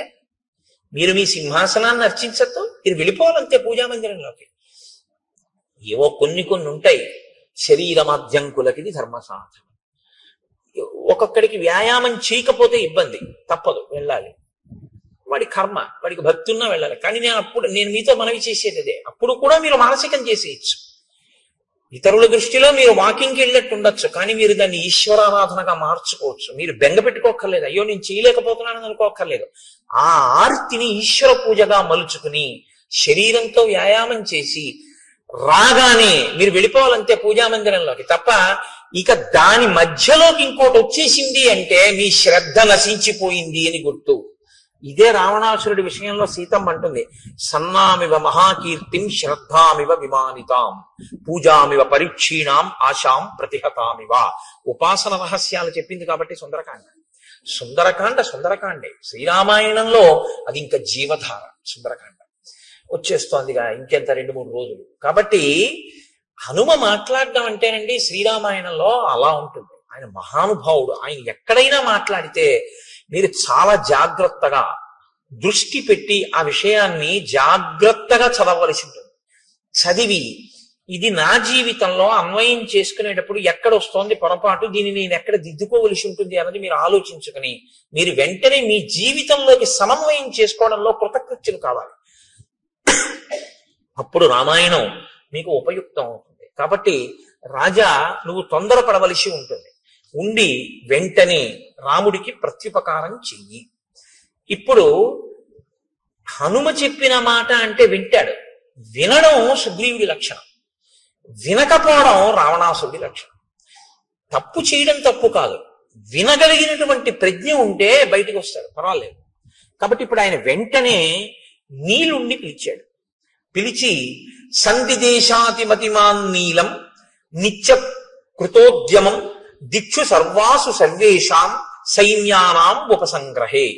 అన్ని దిక్కుల నుండి వానరములన్నిటినీ కూడా పిలిపించి సిద్ధంగా ఉంచు, మనం రామకార్యం మీద వెడదాం. ఇదొక్కటి చెప్పి మళ్ళీ మర్చిపోయాడు. అంతే. మళ్ళీ మధుసేవనం, మళ్ళీ భార్యలతో రమించడం, అందులో పడిపోయాడు. కానీ ఈ మాట సుగ్రీవుణ్ణి బతికించేసి, అది ప్రభువుని బతికించడం అంటే. ఈ ఒక్క మాట చెప్పి ఉండకపోతే నిజంగా సుగ్రీవుడు చెప్పుకోవడానికి ఏమీ లేదు లక్ష్మణుడితోటి రాముడితోటి. ఇది నీలుడికి చెప్పాడు కాబట్టి బతికిపోయాడు సుగ్రీవుడు. ప్రాణభిక్ష పెట్టారండి హనుమ. సచివుడు మంత్రి అంటే అర్థం ఏమిటంటే నిర్మోహమాటంగా తన మీద పరిపాలన చేసేటటువంటి ప్రభువు యొక్క హితాన్ని ప్రజాహితాన్ని కోరి అందులో ఏ మొహమాటం లేకుండా సలహా చెప్పగలిగినటువంటి ప్రజ్ఞ ప్రకాశించిన వాణ్ణి మంత్రి అని పిలుస్తారు. అలా ఉండాలి సచివుడు అంటే. కాబట్టి హనుమ వెళ్ళి అంత ధైర్యంగా సుగ్రీవుడితో మాట్లాడారు. నీలుణ్ణి పిలిచి ఆదేశం ఇచ్చాడు. ఇచ్చిన తరువాత ఆ నీలుడు బయలుదేరాడు అని మనం అనుకోవలసి ఉంటుంది. ఇప్పుడు హనుమ ఏది ఊహించారో అది నిజమవుతుంది. మహాత్ముల ఊహలు ఎందుకు పోతాయండి? ఉత్తినే పోవు. శరత్కాలం వచ్చేసింది.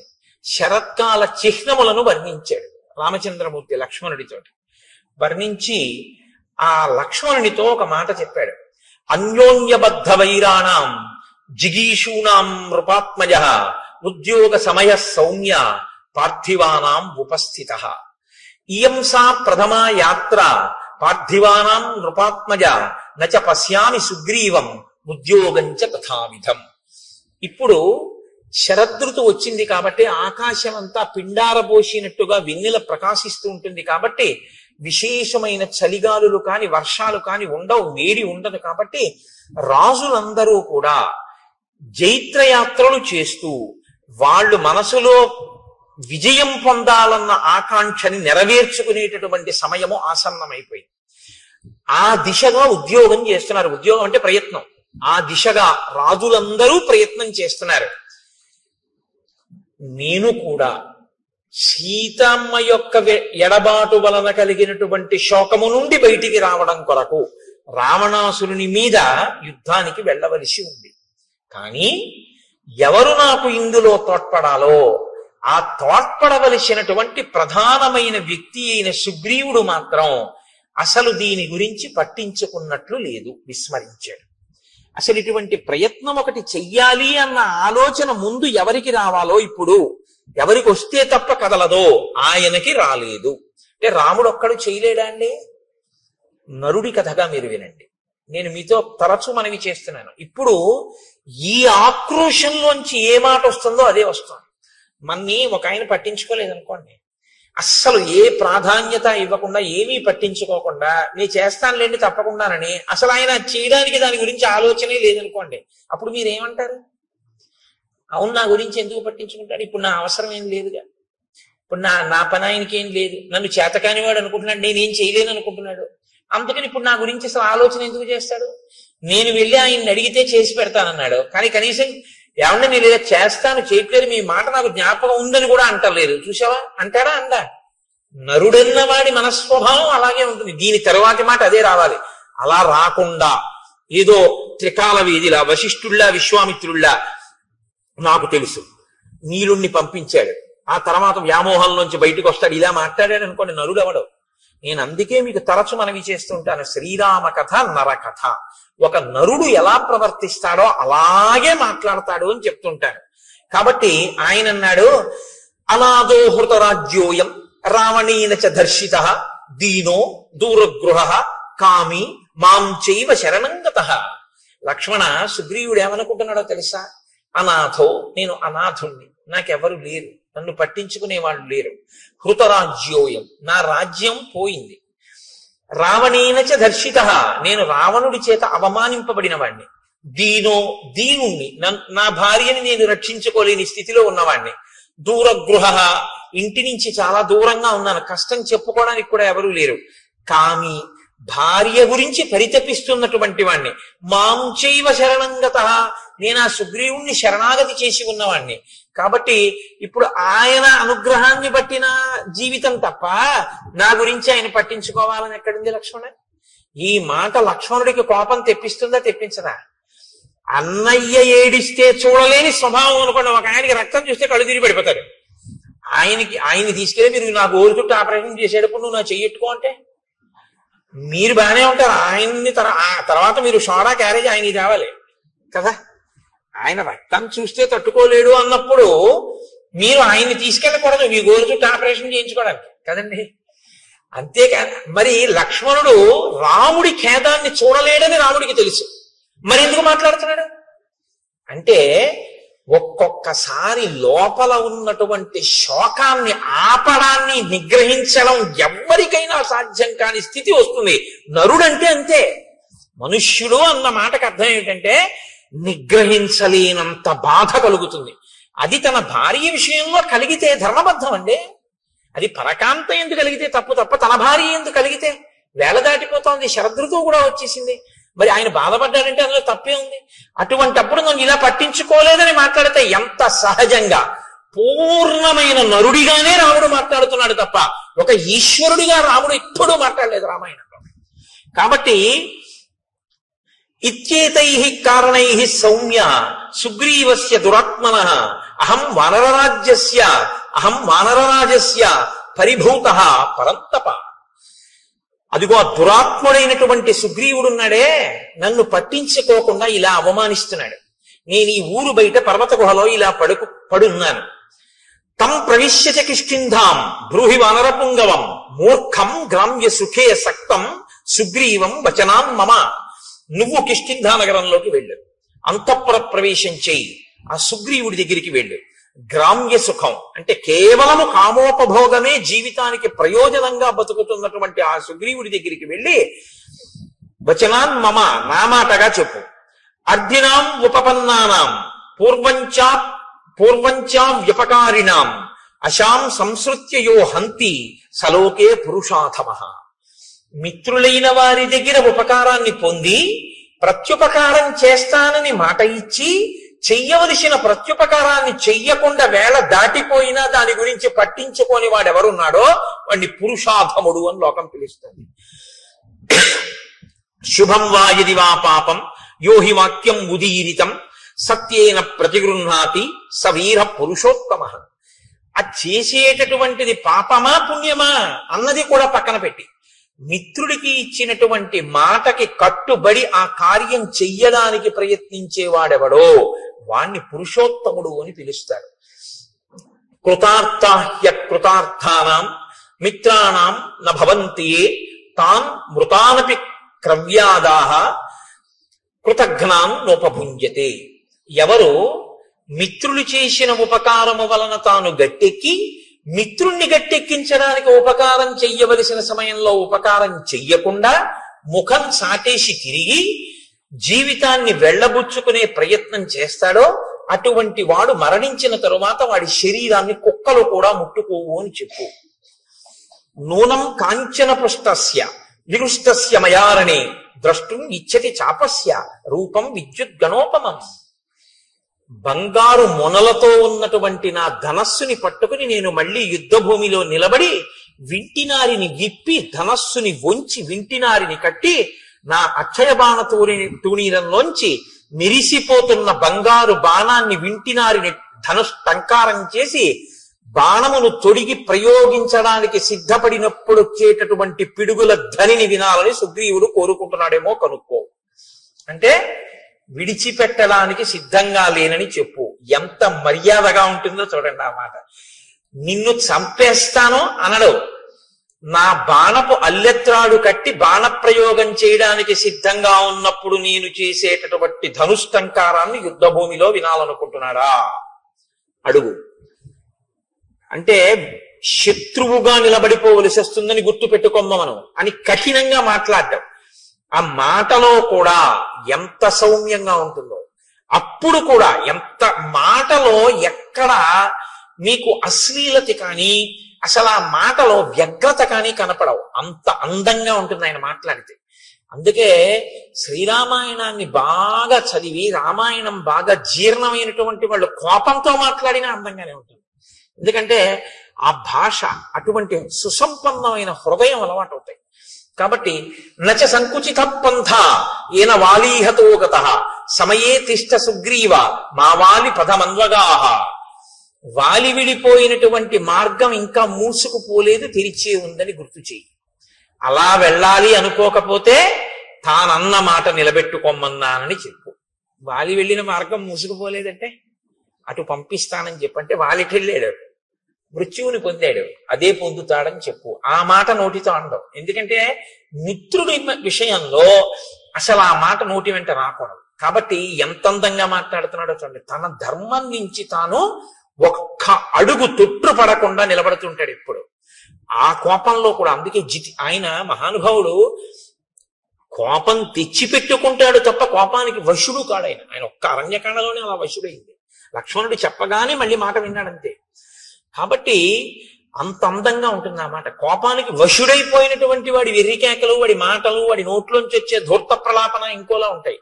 కోపాన్ని అదుపులో పెట్టుకుని తను ఎక్కడ మనస్సులో బాధపడుతున్నాడో దాన్ని అవతల వాడికి సందేశాత్మకంగా అందించాలనేటటువంటి ప్రజ్ఞ ఉన్నవాడి యొక్క వాగ్ధారణి అనన్య సామాన్యంగా ఉంటుంది. భావము యొక్క వ్యగ్రత ఉంటుంది తప్ప భాష యందు వ్యగ్రత ఉండదు. భావము మాత్రం సుస్పష్టంగా ఉంటుంది, అందులో సందేహమే ఉండదు.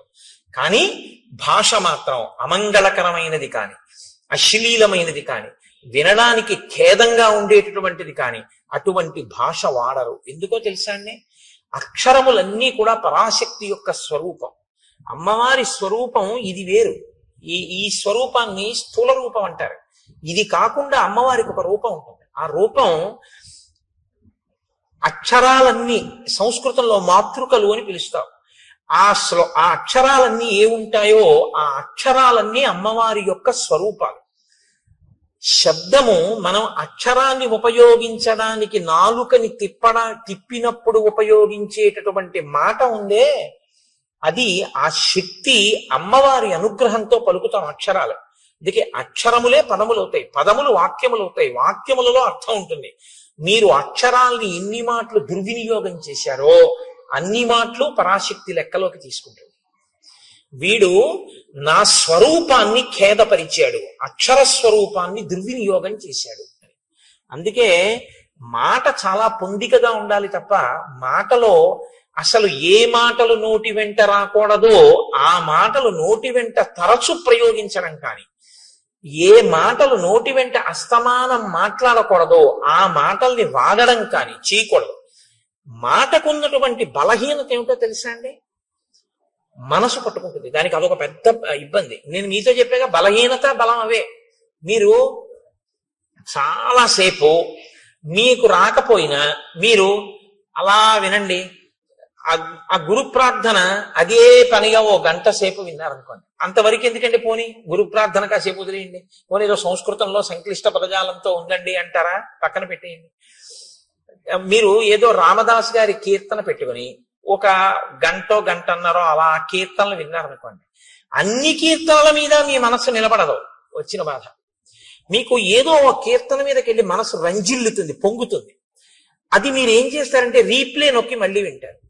అంతా అయిపోయిన తర్వాత ఒరే అదొక్కసారి మళ్ళీ పెట్టు అని మళ్ళీ వింటారు. అయిపోయిన తర్వాత మీరు తువ్వాలు ఆరేసుకోవడానికి వెళ్ళి తక్కువేమి మనకు రాముండొక్కడుండు వరకు అంటారా అనరా? మీకు సంగీతం వచ్చని అన్నారా? పట్టేసుకుంది నాలుక. మీరు చూడండి, నోట్లో ఆడుతోందిరా ఇవాళ ఇది పోవట్లేదు అంటాడు. మీరు వినకూడనిది విన్నా అంతే పట్టుకుంటుంది.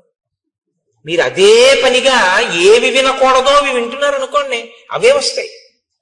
ఇవాళ దేశంలో ఉన్నటువంటి పెద్ద దౌర్భాగ్య స్థితి ఏమిటో తెలుసా అండి? నేను పదే పదే విమర్శించానని మీరు అనుకోవద్దు.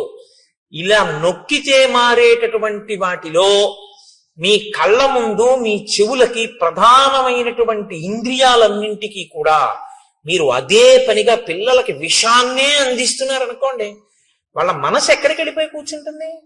అక్కడే కూర్చుంటుంది. దాని మీదే వాడికి వ్యామోహం పెరిగిపోతుంది. ఇంకా ఇంద్రియాలు ఎప్పుడూ దాని మీదే పనిచేస్తే మనసు దాంతో తాదాత్మ్యత చెందిపోతుంది, వెంపర్లాడిపోతుంది దానికోసమే. అదే చూడాలి, అదే చూడాలి, అదే చూడాలి తాపత్రయం. ఏమిటి చూడడానికి ఇందులో అని పడుకోలేడు. మారి మారి మారి మారి అది రామకృష్ణ పరమహంస మాటల్లో అయితే నల్లమందు మరిగిన నెమలి అంటారు. ఆయన మనస్సు గురించి మాట్లాడుతూ ఒకసారి ఎంత చెప్పినా శిష్యుడికి అర్థం కాలేదు. అర్థం కాకపోతే ఆయన అన్నారు, నీకు చూపిస్తాను చూడు మనస్సు అంటే ఎలా ఉంటుందో అన్నారు. ఇవాళ మధ్యాహ్నం 3 అయింది కదా, ఇప్పుడు నీతో నేను మాట్లాడుతున్నప్పుడు లోపల నల్లమందు ఉంది, ఓ నల్లపూసంత నల్లమందు పట్టరా అన్నారు. నెమలి ఎప్పుడు తినలేదు, నెమలి ఏదో తింటూ ఉంటుంది. అలా తింటున్న నెమలిని పిలిచి ఆయన నల్లమందు అక్కడ పెట్టి తినిపించారు. ఆ చిన్న నల్లమందు గుళిక తిండేది. అది మర్నాడు 3 గంటలకు వచ్చేసింది. వచ్చేసి రెక్కలు అల్లారుస్తూ ఓ క్రాంఖణం చేస్తోంది. ఆయన మళ్ళీ ఓ పిసర్ నల్లమంది పెట్టారు. అది మళ్ళీ తినేసి వెళ్ళిపోయింది అంతే వెంటనే. ఇక 3 అయ్యేటప్పటికి మీరు ఎన్ని పెట్టండి, ఆ నల్లమందు పెట్టకపోతే మాత్రం దానికి నిద్ర పట్టదు. అది ఇంకేమీ తినదు. అది మిగిలిన వాటిని కూడా పొడి చేస్తుంది. అంటే అంత గొప్ప నెమలి ఒక్కసారి నల్లమందు పుచ్చుకోవడానికి అలవాటు పడింది అంతే. ఇప్పుడు అది నల్లమందుకి బానిసైంది. మీ మనసు నల్లమందు విషయమే కాదు, మీ ఇంద్రియములనేటటువంటి ద్వారములను తెరిచి దేన్ని లోపలికి పుచ్చుకోవడానికి అలవాటు చేశారో దాన్ని పుచ్చుకొమ్మనే జరుగుతుంది. మీరు అదే పనిగా ఒక దానికి అలవాటు పడిపోయారనుకోండి, ఇంకా అదే పని. ఏమున్నదండి ఇప్పుడు ఇవాళ లోకంలో? నేను తరచు విమర్శించాను, మీరు దయచేసి ఏమనుకోద్దు. వేళ లేదు, పాలలేదు. అసుర సంధ్య వేళ దీపాలు పెట్టారు అంటే సనాతన ధర్మంలో ఈ దేశంలో ఒక గౌరవం ఉంది.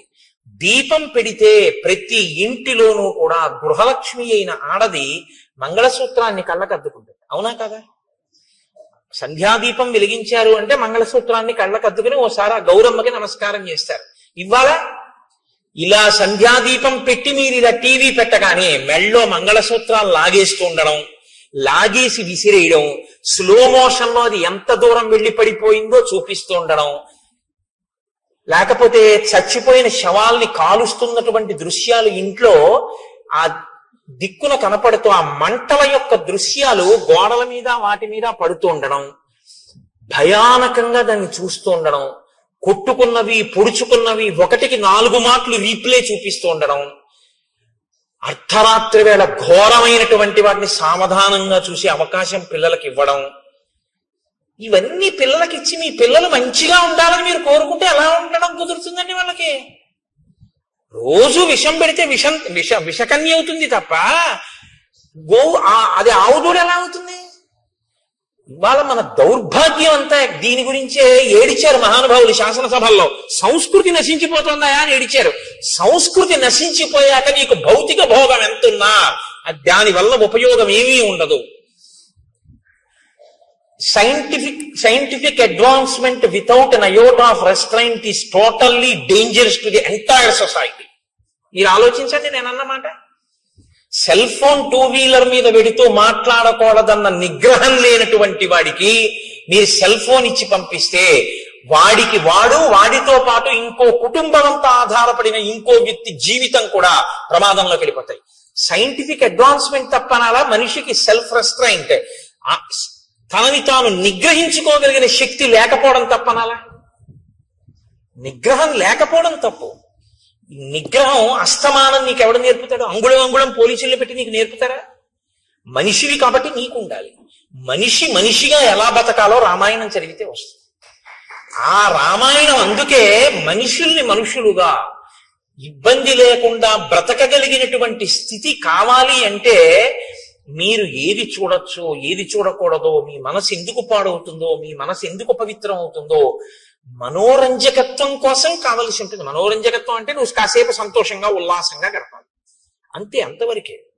ఒక్కొక్క దాని ప్రయోజనం దేని కొరకు అంటే దాని ప్రయోజనం అంతవరకే. నువ్వు ఉల్లాసంగా కాసేపు ఏదో బడలిపోయావు, కాసేపు ఏదో కాస్త ఉల్లాసంగా ఉండాలి. కాబట్టి ప్రమాదకరము కానటువంటి ఉల్లాసభరితమైనది చూడ్డానికి నువ్వు కొన్నింటిని వాడుకోవాలి. వినోదం హద్దుల్లో ఉండాలి.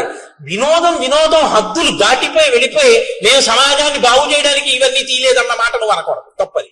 దాని ప్రభావం సమాజం మీద ఉండి తీరుతుంది. నువ్వు ఆ మాట అంటే ఎలా అవుతుంది? కుదరదది. కాబట్టి ఇవాళ ఈ హద్దులు ఎందుకు దాటిపోయామంటే మనం రామాయణాన్ని మరిచిపోకుండా ఉండగలిగితే మనం ఖచ్చితంగా హాయిగా ఆనందంగా ఏ వస్తువుని ఎక్కడ వరకు వాడుకోవాలో అక్కడ వరకు వాడుకోగలిగిన ప్రజ్ఞ భాషించి ఉండేది. ఇది రామాయణం చెయ్యగలిగినటువంటి గొప్ప ప్రయోజనం. ఇది మీరు పిల్లలు చూడండి, ఏదైనా కథ చెప్పమ్మమ్మా, ఏదైనా కథ చెప్పు తాతయ్య అంటారు. ఏం కథ చెప్తాను? రాత్రి 7ంటికి సీరియల్ వస్తుంది చూడు అంటే వాడు అదే చూసి మీరు అదే చూస్తే, మీరు అంటే మీరు కాదు, మీరేం చూడరు, నా గురించి నేను చెప్పుకునేది. కాబట్టి అసలు ముందు మనకొకటి వస్తే రా నీకొక చెప్తాను, కూర్చో. ఏమైందో తెలుసా? ఒకసారి సుగ్రీవుడు ఏం చేశాడో తెలుసా? ఏం చెప్పారో తెలుసా? హనుమ, అదిగో నువ్వు దండం పెడతావే ఆ స్వామి బుద్ధిమతాం వరిష్టం. ఏం చెప్పారో తెలుసా? ఇదిగో కాలం దాటిపోతే ప్రమాదం వస్తుంది, వేళపట్టును చెయ్యవలసింది వేళపట్టును చెయ్యాలని చెప్పారు అని ఈ ఘట్టాన్ని చెప్పండి. ఆ పసిపిల్లల మనస్సు మీద కాలము యొక్క విలువ, చేయవలసిన వేళకి చెయ్యడం అనేటటువంటిది ఎంత ముఖ్యమో నాటుకుంటుంది. పిల్లల హృదయాలు ఎటువంటివో తెలుసా అండి? బాగా దుక్కి దున్ని నీరు పెట్టి ఇంకా మీరు విత్తనం వేయడానికి సిద్ధంగా ఉన్నటువంటి సుక్షేత్రములవి. అక్కడ మీరు తులసి గింజలు వేశారనుకోండి, అది తులసివనం. మీరు అక్కడ ఆకుమడి వేస్తే అది వరి చేను, మీరు అక్కడ చెరుకు వేస్తే చెరుకు తోట, మీరు మారేడు చెట్లు వేస్తే మారేడు, మీరు గంజాయి మొక్కలు వేస్తే గంజాయి వనం. వేసేవాడి మీద ఉంటుంది తప్ప క్షేత్రంలో తప్పు లేదు. మీరే విత్తనం వేస్తే ఆ చెట్టే అక్కడ లేస్తుంది. తప్పంటూ ఎక్కడైనా ఉంటే మనం పిల్లల మనసుల్లో వెయ్యకూడనివి వేసిన పెద్దలది తప్పు తప్ప అది పుచ్చుకోవడానికి సిద్ధంగా ఉన్న క్షేత్రంది ఎప్పుడూ తప్పు కాదు. అందుకే పిల్లల మనసుల్లో వెయ్యవలసిన విత్తనం వెయ్యడం తన బాధ్యతగా గుర్తించకపోవడం కూడా దోషమే. తన కర్తవ్యం తను చెయ్యాలి, పిల్లలకి చెప్పవలసింది తాను చెప్పాలి. వాళ్ళు విన్నారా వినలేదా నీకు అనవసరం, నీ కర్తవ్యం నువ్వు చేసావా లేదా, ఒక్కడు బాగుపడ్డాడు చాలు. నీ పిల్లలకి నువ్వు చెప్పాలి, వాడు విన్నారా వినలేదా నీకు అనవసరం, నీ కర్తవ్యం నువ్వు చెయ్యి. ఇది శ్రీరామాయణం మనకి నేర్పుతుంది. కాబట్టి హనిష్యామి సబాంధవం, వాలిని ఒక్కడే చంపేశాను ఒక బాణంతో, సుగ్రీవుణ్ణి సబాంధవంగా బంధువులందరితో చంపేస్తానని చెప్పి. ఇప్పుడు ఈ మాట లక్ష్మణుడు ఇది విన్న తర్వాత అన్నయ్య అంత బాధపడుతున్నాడు అంటే ఊరుకుంటాడండి. ఈ రెండిటికి ఒక తేడా ఉంది. ఒకటి అంటిస్తే పేలిపోతుంది, ఒకటి పేలద్దులే అనుకుంటే ఆగిపోతుంది. దీనికి ఆ నిగ్రహ శక్తి ఉంది, దానికి ఆ నిగ్రహ శక్తి తక్కువ. కాబట్టి ఇప్పుడు రాముడు అమ్మ బాబోయ్ వీణ్ణి వెళ్ళమన్నాను, నేను బాధపడ్డం విన్నాడు, ఇప్పుడు వెళ్ళి సుగ్రీవుని చెప్పేస్తాడు బాణం వేసి. అక్కడ పరిస్థితి కొంచెం ఏమైనా తేడాపాడాగా అసలు నన్ను పట్టించుకోనట్లు కనపడితే బాణమే వదిలిపెట్టేస్తాడంతే. కాబట్టి వెంటనే పిలిచి అన్నాడు, నహివై తద్విధో లోకే పాపమేవం సమాచరేత్ పాపమార్గేణ యో హంతి సవీర పురుషోత్తమ. నాన్న యుక్తాయుక్త విచక్షణతో బాగా ఆలోచించి కేవలము పాపాత్ముడే, ఇంకా వాడు మారడానికి అవకాశం లేదన్న వాణ్ణి చంపాలి తప్ప మారడానికి అవకాశం ఉంది. వాడు ఒక మాట చెప్తే మారతాడు. ఏదో తప్పు జరిగిపోయింది, వాడు తనని తాను మరిచిపోయి ఏదో వ్యసనానికి లోనైపోయి కాలాన్ని మరిచిపోయి కామమునకు వశుడై ఉన్నాడు తప్ప చెప్తే ఇప్పుడు విని మళ్ళీ బుద్ధి మార్చుకునేవాడు అనుకుంటే చెప్పకూడదు సుమా. అందుకని తొందరపడి సుగ్రీవుని చంపేశావు. అటువంటి పని చెయ్యకు. నేదం అద్యత్వయా గ్రాహ్యం సాధువృత్తేన లక్ష్మణ తాం ప్రీతిం అనువర్తస్య పూర్వవృత్తం చ సంగతం. నువ్వు వెళ్ళేటప్పుడు సుగ్రీవుడితో పూర్వ స్నేహం ఎలా ఉండేదో, మనం అందరం ఎంత ప్రేమగా మాట్లాడుకునే వాళ్ళం, మన పట్ల సుగ్రీవుడు ఎంత ప్రీతిపాత్రుడో బాగా స్మరించుకుంటూ వెళ్ళు. మీరు ఏది స్మరించుకుంటూ వెడితే మనసు అలా ఉంటుంది. మీరు వ్యగ్రతతో అన్నయ్య కోపమే తలుచుకుంటూ వెడితే కట్టలు తెచ్చుకుంటుంది. మీరు ప్రీతిని స్మరించుకుంటూ వెడితే కొంచెం మంచి మాట చెప్పడానికి అవకాశం ఉంటుంది. అప్పుడు మనసు మీ అదుపులో ఉంటుంది. లక్ష్మణుడి మనసు లక్ష్మణుడి అదుపులో ఉండేటట్టు చూస్తున్నాడు. ఏ మనసు లక్ష్మణుడి అదుపు తప్పుతోందని గుర్తించాడో దాన్ని మళ్ళీ లక్ష్మణుడి అదుపులోకి తీసుకెడుతున్నాడు. అందుకని కదండి గురువు అయ్యాడు ఆయన, మహానుభావుడు. అందుకని నేను గురువుగా అనువర్తిస్తున్నానన్నాడు ఆయన. మాట ఎంత ప్రమాదమో ఒక్కొక్కరు ఇంకొకరు ఖేదపడితే చూడలేరు. అంత ప్రీతి ఉంటుంది. ఆయన బాధపడ్డాడు అనుకోండి, అయ్య బాబోయ్ ఆయనంత బాధపడ్డామా అని నాకేమైనా పర్వాలేదని చెప్పి ఈయన వెళ్ళిపోయి ఆయనతో కలిపిడిపోతాడు కూడా. కాబట్టి మీరు గబుక్కుని ఎక్కడ పడితే అక్కడే ఎలా పడితే అలా మాట్లాడకూడదు. అవతల వారికి మీ మీద ఉన్నటువంటి ప్రీతి వలన వచ్చేటటువంటి పరిణామములను కూడా దృష్టిలో పెట్టుకుని మాట్లాడవలసి ఉంటుంది. ఇది రాముడి యొక్క పరిణతి. కాబట్టి వెంటనే వెనక్కి పిలిచి సామోపహితయామాచ రూక్ష్మాణి పరివర్జయన్ వక్తుం అర్హసి సుగ్రీవం వ్యతీతం కలపర్యయే. అందుకని నాయన పరుషమైన మాటలు మాట్లాడకు సుగ్రీవుడి దగ్గర. చాలా సున్నితమైన మాటలతో మిత్రుడికి చెప్పినట్లు చెప్పు. కాలము దాటిపోయింది, రాముడు బాధపడుతున్నాడు అన్న సందేశాన్ని అందించు తప్ప ఆయన మనసు ఖేదపడేటట్టుగా తీవ్రమైనటువంటి మాటలను వాడవద్దు అని చెప్పాడు. సరే అన్నయ్య అన్నాడు, బయలుదేరాడు. కానీ లక్ష్మణుడే కదండి, చెప్తే వినేసి వెంటనే నేను మీతో మనవి చేసింది అదే. నేను చెప్తున్నాను లోపలికి వెళ్ళు అంటే వెళ్ళిపోయాడు అనుకోండి, వెళ్ళినైంది గొప్ప కదండి. రాముడు చెప్పిన లక్ష్మణుడు కోపాన్ని అంతగా వెంటనే నిగ్రహించేసుకోలేడు. కారణం ఏమిటి? లక్ష్మణుడికి సుగ్రీవుడి మీద కోపం లేదు, లక్ష్మణుడి బెల్లాన్ని ఎత్తుకోలేదు రావణాసురుడు. రాముడు కష్టపడితే చూడలేడు, రాముడి కళ్ళం బట్టి నీళ్లు కారకూడదు. తన జీవిత ప్రయోజనం ఒకటే, రాముడు సంతోషంగా ఉండాలి తప్ప ఆయనకి ఇంకేం అక్కర్లేదు జీవితంలో. ఆయన ఒకే ఒక్క జీవిత లక్ష్యం ఏమిటంటే రాముడు సంతోషంగా ఉండాలి. రాముడు సంతోషంగా లేడి ఇవాళ బాధపడ్డాడు, ఎవరి వల్ల బాధపడ్డాడు? అదిగో ఆయన వల్ల బాధపడ్డాడు అంతే. ఇంకిప్పుడు ఎంత కోపంగా ఉంటాడంటే ఇంకా అదుపు చేసుకోలేకపోయాడు కోపాన్ని అన్నది చెప్పడానికి మహర్షి ఎంత అందంగా చెప్తారో తెలుసా అండి. ఆయన బయలుదేరాట కిష్కింధకి వెళ్ళడానికి. ఎలా వెడుతున్నాడంటే సాల తాళాశ్వ కర్ణాంశ్చ తరసా పాతయాం బహూన్ పర్యస్యన్ గిరికూటాని ద్రుమానన్యాంశ్చ వేగతః శిలాశ్చ సకలీకుర్వన్ పద్భ్యాం గజ ఇవాశుభః దూరం ఏక పదం త్యక్త్వా యయౌ కార్యవశాదృతం. ఆయన కాలిబాట వెంట నడిచి వెళ్ళడానికి వీలైనటువంటి చక్కని బాట ఒకటి ఉంది కిష్కింధకి, కానీ అది కొంచెం దూరం. ఇప్పుడు ఆ బాట వెంట వెళ్ళలేదట. కోపించినటువంటి ఏనుగు ఎంత వేగంగా వెడుతుందో అలా బుసలు కొట్టుకుంటూ రుసరుసలాడిపోతూ పక్కన ఉన్నటువంటి అడ్డదారిలో వెళ్ళిపోతాడట. వెళ్ళిపోతున్నవాడు ఏం చేస్తున్నాడు? సాల తాళాశ్వ కర్ణాంశ్చ తరసా పతయన్ బహూన్. అక్కడ కనపడినటువంటి అనేకమైన వృక్షములను కోకటి వేళ్లతో పెకంచేసి పైకి విసిరేస్తున్నట్టు. పర్వత శిఖరములు కనపడితే పరిగెత్తుకుంటూ వెళ్ళి ఆ శిఖరములను ఊపేసి వాటిని చేత్తో పట్టుకుని ఆకాశంలోకి విసిరేసి ముక్కు ఇలా అనుకుంటూ బుసలు కొడుతూ ఆ వెళ్ళిపోతున్నప్పుడు శిలాశ్చ సకలీకుర్వన్ అలా వెళ్ళిపోతూ చూడండి రాయి కనపడుతుంది, దాన్ని ఒక్క తన్ను తన్ని బదలు కొట్టేస్తున్నట్టు. ఎందుకు? తన దారిని తాను వెళ్ళాలి. కానీ ఒక్కొక్కడు చూడండి నడుస్తూ రాళ్ళు తంతుంటాడు, అది ఎవరి మీదకో వెళ్ళి తగులుతుంది. అలా శిలాశ్చ సకలీకుర్వన్ రాళ్ళు బద్దలైపోయేటట్టుగా తంతున్నట్టు వాటిని తంతు పద్భ్యాంగజ ఇవాశుభః అత్యంత వేగంతో వెళ్ళిపోతున్న ఏనుగుల దూరం ఏక పదం త్యక్త్వా ఆ సౌకర్యంగా వెళ్ళగలిగినటువంటి మార్గాన్ని విడిచిపెట్టేసి యయౌ కార్యవశాధృతం, పనిని సాధించుకోవడం కోసమని దగ్గర త్రోవలో వెళ్ళిపోతున్నట్ట. అంటే తనంత తాను అదుపు చేసుకోలేని కోపాన్ని సుగ్రీవుణ్ణి ఏమనద్దన్నాడు, సుగ్రీవుణ్ణి చంపద్దన్నాడు. ఇప్పుడు సుగ్రీవుణ్ణి చంపకుండా, సుగ్రీవుణ్ణి ఏమనకుండా నిగ్రహించుకోవాలంటే కోపాన్ని దేని మీద పెట్టాలి. అత్త మీద కోపం దుత్త మీద చూపించారంటారు. ఆఫీస్లో బాస్ ఏమనలేక ఇంట్లో వచ్చి భార్యను తిడుతుంటాడు ఒక్కొక్కడు. అలా ఉంటుంది. అందుకని చెప్పి ఇప్పుడు సుగ్రీవుణ్ణి ఏమనకూడదు కాబట్టి పాపం చెట్లు ఏం చేసాయి, వాటిని పీకేస్తున్నాడు. పర్వత శిఖరాలు ఏం చేసాయి, వాటిని పీకేసేసి ఆకాశంలోకి విసిరేస్తున్నాడు. రాళ్ళు ఏం చేసాయి, వాటిని బదలు కొట్టేస్తున్నాడు. అంటే కొంత కోపం తీరిపోతుంది అన్నమాట. అంటే ఇంకా తట్టుకోలేకుండా అన్నయ్య చెప్పిన మాటకి కట్టుబడాలి. మరి అన్నయ్య అందు భక్తి, అలా కట్టుబడాలంటే ఈ కోపం ఇంకోళ్ళ మీద చూపిస్తున్నాడు. అంటే కోపం పోయిందా, పోగొట్టుకునే ప్రయత్నంలో ఉన్నాడు ఇంకా. కానీ తొందరగా వెళ్ళి సుగ్రీవుని అడగాల, అన్నయ్యని ఏడిపిస్తాడా వీడు, ఇది బాధ, అందుకని అడ్డత్రోవలో వెళ్ళిపోతున్నాడు. అంటే లక్ష్మణ భక్తిని ఆవిష్కరిస్తుంది.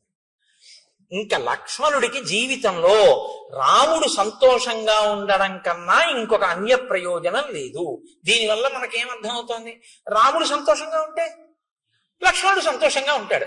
రాముడు ఏడిస్తే లక్ష్మణుడు ఎవడు ఏడిపించాడని అడుగుతాడు, ఎవడు ఉండడం. అంతే కదా దాని అర్థం. అంతగా రామునితో మమేకమైపోయి రాముని యందు అంత భక్తి ప్రపత్తులు ఉన్నవాడు లక్ష్మణుడు. కాబట్టి ఇప్పుడు ఆయన గబగబా బయలుదేరి ఆ కిష్కింధా సామ్రాజ్యం దగ్గరికి వెళ్ళాడు.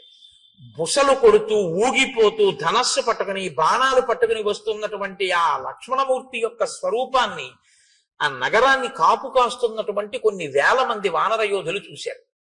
చూసి వాళ్ళు అదేమిటి అంత వేగంగా వచ్చేస్తున్నాడని ఆయన్ని చూసి భయపడి అటు ఇటు చెల్లాచెదరైపోయారు. కొంతమంది ఏమిటి యుద్ధానికి వస్తున్నాడు అని ఒక మహానాదం చేశారు. కానీ తేజోమూర్తి అయిన లక్ష్మణుని యొక్క ఆ ఉద్ధతికి తట్టుకోలేక వాళ్ళందరూ దూరంగా పరిగెత్తి పారిపోయారు. సుగ్రీవుడు మాత్రం లోపల అంతఃపురంలో తారతో రుమతో వానరకాంతలతో విశేషంగా మధుపానం చేసి హారములన్నీ చెదిరిపోయి కనుగుడ్లు తిరుగుడు పడుతుండగా ఆ కామోపభోగము యందు రమిస్తున్నటువంటి వాడై ఉన్నాడు. అందుకని పైన ఏం జరుగుతోందో గ్రహించగలిగినటువంటి మనసు ఆయనకి లేదు. ఆయన మనసుని ఆయనే అటువంటి నిద్రావస్థలోకి ఆయన కోరుకున్న దాని పట్ల ఉద్రేకం పొందేటట్టుగాను ఆయన దాన్ని తయారు చేసుకున్నాడు.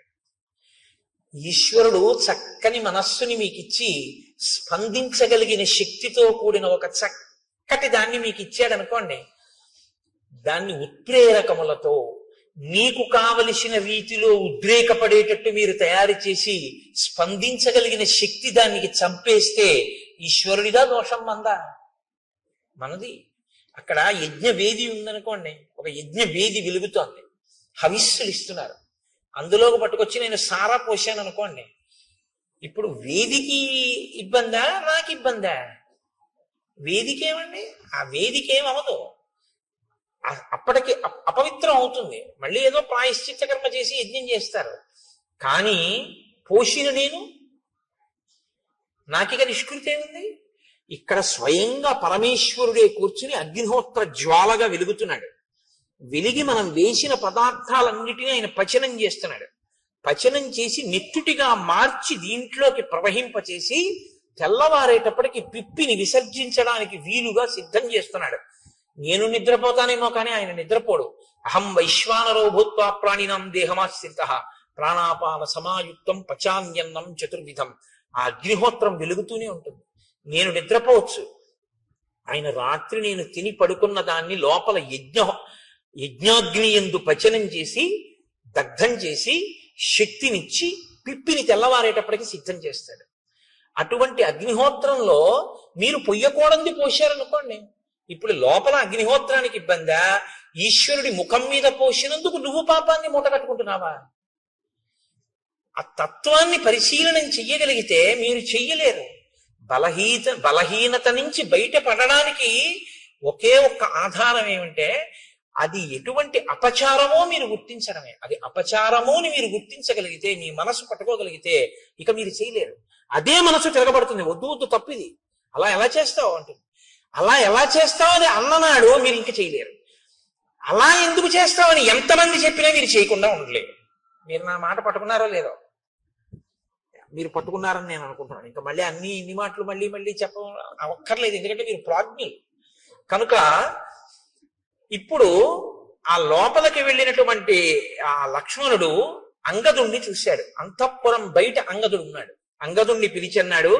సోంగదం రోషతాం రాక్ష సందిదీశ మహాయశాహ సుగ్రీవ కద్యతాం వత్స మమాగమనమిచ్యుత ఏష రామానుజ ప్రాప్త త్వత్సకాశం అరిందమ భ్రాతుర్వ్యసన సంతప్తో ద్వారి తిష్టతి లక్ష్మణ తస్య వాక్యే ఇది రుచి క్రియతాం సాధు వానర ఇత్యుక్త్వా శీఘ్రమాగచ్చ వత్సవాక్యమరిందమ. నువ్వు లోపలికి వెళ్ళి నీ పినతండ్రి అయినటువంటి సుగ్రీవుడితో ఒక మాట చెప్పు. రామచంద్రమూర్తి శోకమును పొంది ఉన్నాడని, రామచంద్రమూర్తి మాటలు చెప్పడం కోసం ఆయన తమ్ముడైన లక్ష్మణమూర్తి వచ్చాడని, ద్వారం వద్ద ఎదురు చూస్తున్నాడని, నీతో వచ్చి మాట్లాడాలనుకుంటున్నాడని లోపలికి వెళ్ళి నీ పినతండ్రితో చెప్పి నీ పినతండ్రి ఏమనుకుంటున్నాడో వచ్చి నాతో చెప్పు అని ఆయన అక్కడ నిలబడ్డాడు. ఈ అంగదుడు లోపలికి వెళుతున్నాడు. అది మంత్రులంటే, సచివులంటే అది, దూరదృష్టి అంటే అది. ప్లక్షుడు ప్రభావుడు అనబడేటటువంటి ఇద్దరు ఆ మంత్రులు కూడా అంగదుడితో పాటు లోపలికి వెళ్ళారు. మంత్రులు లోపలికి వెళితే దాన్ని ఎవరు అభ్యంతర పెట్టడానికి వీలుండదు. అంగదుడితో పాటు వెళ్ళారు. వాళ్ళకి తెలుసు. ఇప్పుడు లక్ష్మణమూర్తి ఒక పిల్లవాడికి చెప్పాడు, యువరాజుకి. యువరాజుకు కూడా భయమే లక్ష్మణుడు అంటే. తీరా వెళ్ళిన తర్వాత ఇప్పుడు అంగదుడు కర్తవ్యం చేయడమా, అంగదుడు చెప్పిన దాన్ని బట్టి సుగ్రీవుడు ప్రాణాలు నిలబడ్డమా అన్నది ఎవరి చేతిలో ఉంది? అంగదుడి చేతిలో లేదు, సుగ్రీవుడి చేతిలో ఉంది. సుగ్రీవుడు ఎటువంటి స్థితిలో ఉన్నాడని మంత్రులకి తెలుసు. అసలు విపరీతమైనటువంటి భావోద్రేకంతో మధుపానాసక్తుడై కామాతురుడై ఉన్నాడు తప్ప అంగదుడు చెప్పింది చెవిలోకి వెళ్ళడం కాదు, మనసులోకి వెడుతుందా అన్నది చెప్పడం కష్టం. ఇప్పుడు అంగదుడితో లక్ష్మణుడు ఏమన్నాడు? వెళ్ళి చెప్పి బయటికి వచ్చి నాకేమైందో చెప్పన్నాడు. నించునున్నాడు. వెళ్ళి లోపల ఉండిపోతే కోపగిస్తాడు. ఇప్పుడు అంగదుడు కారణం అవుతాడు. అంగదుడు వెళ్ళి చెప్పిన తర్వాత చెప్తాడు, అయ్యా బయట లక్ష్మణమూర్తి ఎదురు చూస్తున్నారు, మీతో మాట్లాడతారట. తప్ప తాగి తూలుతూ అంతమంది కాంతలతో రమిస్తున్నటువంటి సుగ్రీవుడు అని ఊరుకున్నాడు అనుకోండి. ఎన్ని మాటలు చెప్తాడు? రాజు కాబట్టి తిరిగి వచ్చి ఆయన మధుపానం చేస్తున్నాడు, భార్యలతో క్రీడిస్తున్నాడు, నేను చెప్పాను కానీ ఆయన చెవికి ఎక్కినట్టు లేదు అన్నాడు అనుకోండి. ఏ సుగ్రీవుడు బతుకుతాడా? ఇక బతకడు. ఈ దోషానికేగా కాలం దాటిపోయింది. కాబట్టి ఇప్పుడు అంగదుడు వచ్చి చెప్పడం కాదు, అంగదుడు వచ్చి చెప్పే లోపల సుగ్రీవుడి ప్రాణములు నిలబడేటట్టుగా చెయ్యాలి ముందు. కాబట్టి వీళ్ళని వెళ్ళమనలేదా కాదు, ప్రభు ప్రాణములను కాపాడడం అన్నది అంగదుడు వెళ్ళి రావడంలో ఉంది. కాబట్టి పిల్లాడి మీద వదిలేసి పెద్దవాళ్ళు కూర్చోవడం కాదు, చెప్పినా చెప్పకపోయినా తాము వెళ్ళాలి, వెళ్ళి ప్రభువుని రక్షించుకోవాలి. ఇప్పుడు ఇది ఒక క్లిష్ట పరిస్థితి వచ్చింది కాబట్టి అందుకుని వెళ్ళారు వాళ్ళిద్దరు లోపలికి. అంటే మంత్రులు అన్న వాళ్ళ యొక్క నడవడి ఎలా ఉండేదో, ఎంత గొప్పగా ప్రవర్తించేవారో, ఎంత దూరదృష్టితో వాళ్ళు ఉండేవారో ఒక సంఘటనని చూస్తే శ్రీరామాయణాన్ని పరిశీలనం చేస్తున్నప్పుడు ఆశ్చర్యంగా ఉండదు. పెద్దరికము అన్న మాట యొక్క బాధ్యత, కర్తవ్యం ఏమిటో. పెద్దరికం ఉన్నవాడు విషయాన్ని మనసులో పెట్టుకుని అది పగలకుండా ఎలా రక్షించాలో, ఎంత జాగ్రత్తగా తాను ప్రవర్తించవలసి ఉంటుందో. రామాయణం చదివితే మీకు అటువంటి ఆలోచన ధోరణి అలవాటు అవుతుంది. పెద్దరికం అన్న మాట పెద్దరికంగా నిలబెట్టుకోవడం అలవాటు అవుతుంది. కీర్తి కోసం పెద్దరికం కాదు. ఏరా ఇంతసేపు అయింది, నువ్వు నమస్కారం పెడతావో లేదో అని చూస్తున్నాను, నేనెందుకు కనపడతాను రా అండం కాదు పెద్దరికం అంటే. వస్తున్న ఇబ్బందుల్ని కడుపులో పెట్టుకుని అవి పగలకుండా రక్షించగలిగినటువంటి నైపుణ్యంతో ప్రవర్తించగలగడం పెద్దరికం. అది నీకు ఉండాలి. అంతేగాని పెళ్లిలో మనం చూస్తుంటాం, కొంతమంది కాలు మీద కాలేసి కూర్చుంటారు. ఏ మనవడి వరసవాడో ముని మనవడి వరసవాడో అలా వెళ్తుంటాడు. వీళ్ళు పలకరించరు. అంటే వీళ్ళు పలకరిస్తే వీళ్ళ మర్యాద పోయినట్టే. పాపం ఆ పిల్లాడేదో అటు ఇటు తిరిగి అందరినీ పలకరించి ఒక గంట పైకి మీ తాతగారు అదిగోరా అంటారు. వచ్చి తాతయ్య నేను ఇదిగో ఇప్పుడే వచ్చాను, తాతయ్య బాగున్నావా అంటాడు. చూస్తున్నాను రా 11ంటికి వచ్చావు, 1 గంట అయింది, తాత ఇప్పుడు కనపడ్డాడు నీకంటాడు. నువ్వు చూసావుగా, నువ్వెందుకు వెళ్ళి పలకరించావు? కాల్సనా నీ పెద్దరికం? మనవణ్ణి చూసి నువ్వు వెళ్ళి పలకరించలేవు? ఏమిటి నీ పెద్దరికం?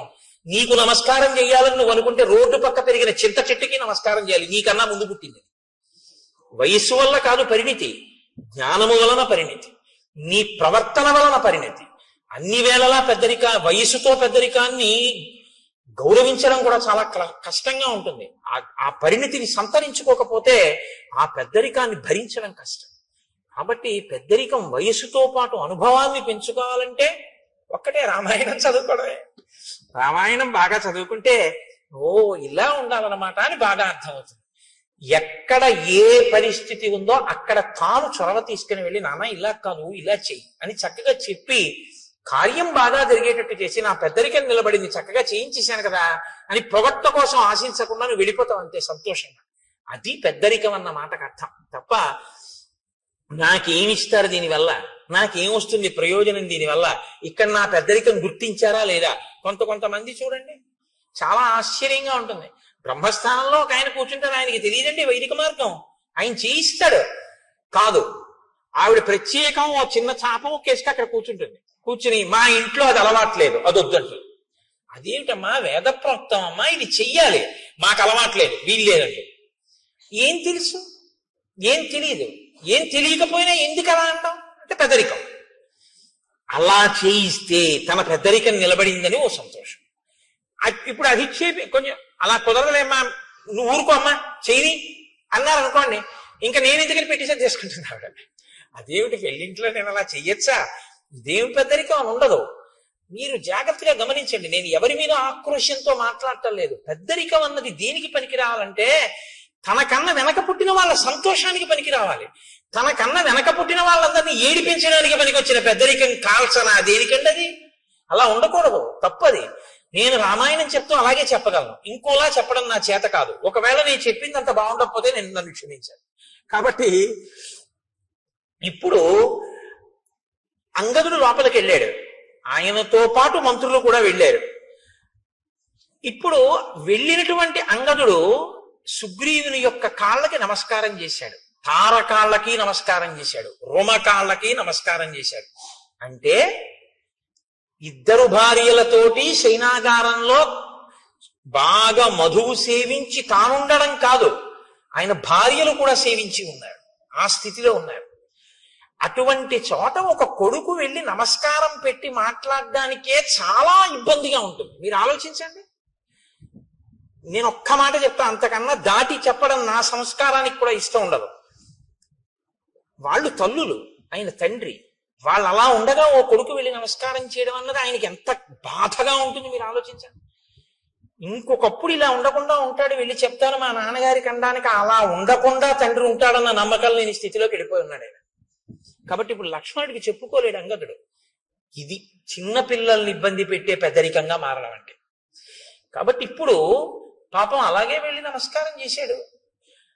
నమస్కారం చేసి అంజలి ఘటించి చెప్పాడు. లక్ష్మణమూర్తి కోపంగా ఉన్నారు, రాముడు శోకంతో ఉన్నట్ట. ఆయన చెప్పమన్నది చెప్పడానికి వచ్చాడు, ఎదురు చూస్తున్నాడు, నిన్ను కలుస్తానంటున్నాడు, నన్ను వచ్చి ఏ మాట చెప్పమన్నాడు, కాబట్టి నేను ఏం చెప్పను అని అడిగాడు. ఈయన చెప్పిన మాట ఆయన మనసులోకి వెళ్ళలేదు, ఆయన తలకెక్కలేదు. ఎందుకు ఎక్కలేదంటే ఆయన మనసు ఇక్కడ లేదు, ఇంకొక దాని యందు అనురక్తమై ఉంది. కాబట్టి ఇప్పుడు ఆయన వినే స్థితిలో లేడు. ఇప్పుడు కాసేపు మీరు ఆ పనులు ఆప్ చేసి ఇది వినండి అనే స్థితిలో కొడుకు లేడు. చూడండి, ఆ వ్యసనము హనుమ చెప్పింది ఇదే కదా, వచ్చేసిందా లేదా పరిస్థితి? చూస్తుండగా వచ్చేసింది అంతే. ప్రాణ సంకటంలో గడిపాడు సుగ్రీవుడు. ఇప్పుడు ఈశ్వరానుగ్రహం పనిచేసింది. కేవలం మిత్రుడు చంపకూడదు అనుకున్న రాముని యొక్క అనుగ్రహమే బహుశా సుగ్రీవుణ్ణి కాపాడు.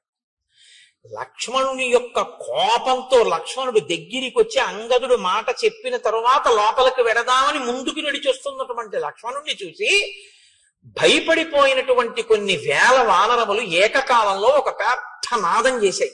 లోపలికి వెళ్ళిపోతున్నాడు, ఇంత కోపంగా ఉన్నాడు, అంగదుడు పైకి రాలేదు, ప్రభువు మత్తిల్లి ఉన్నాడు, ఏమవుతుందో అని వాళ్ళు ఒక పెద్ద నాదం చేశారు అందరూ.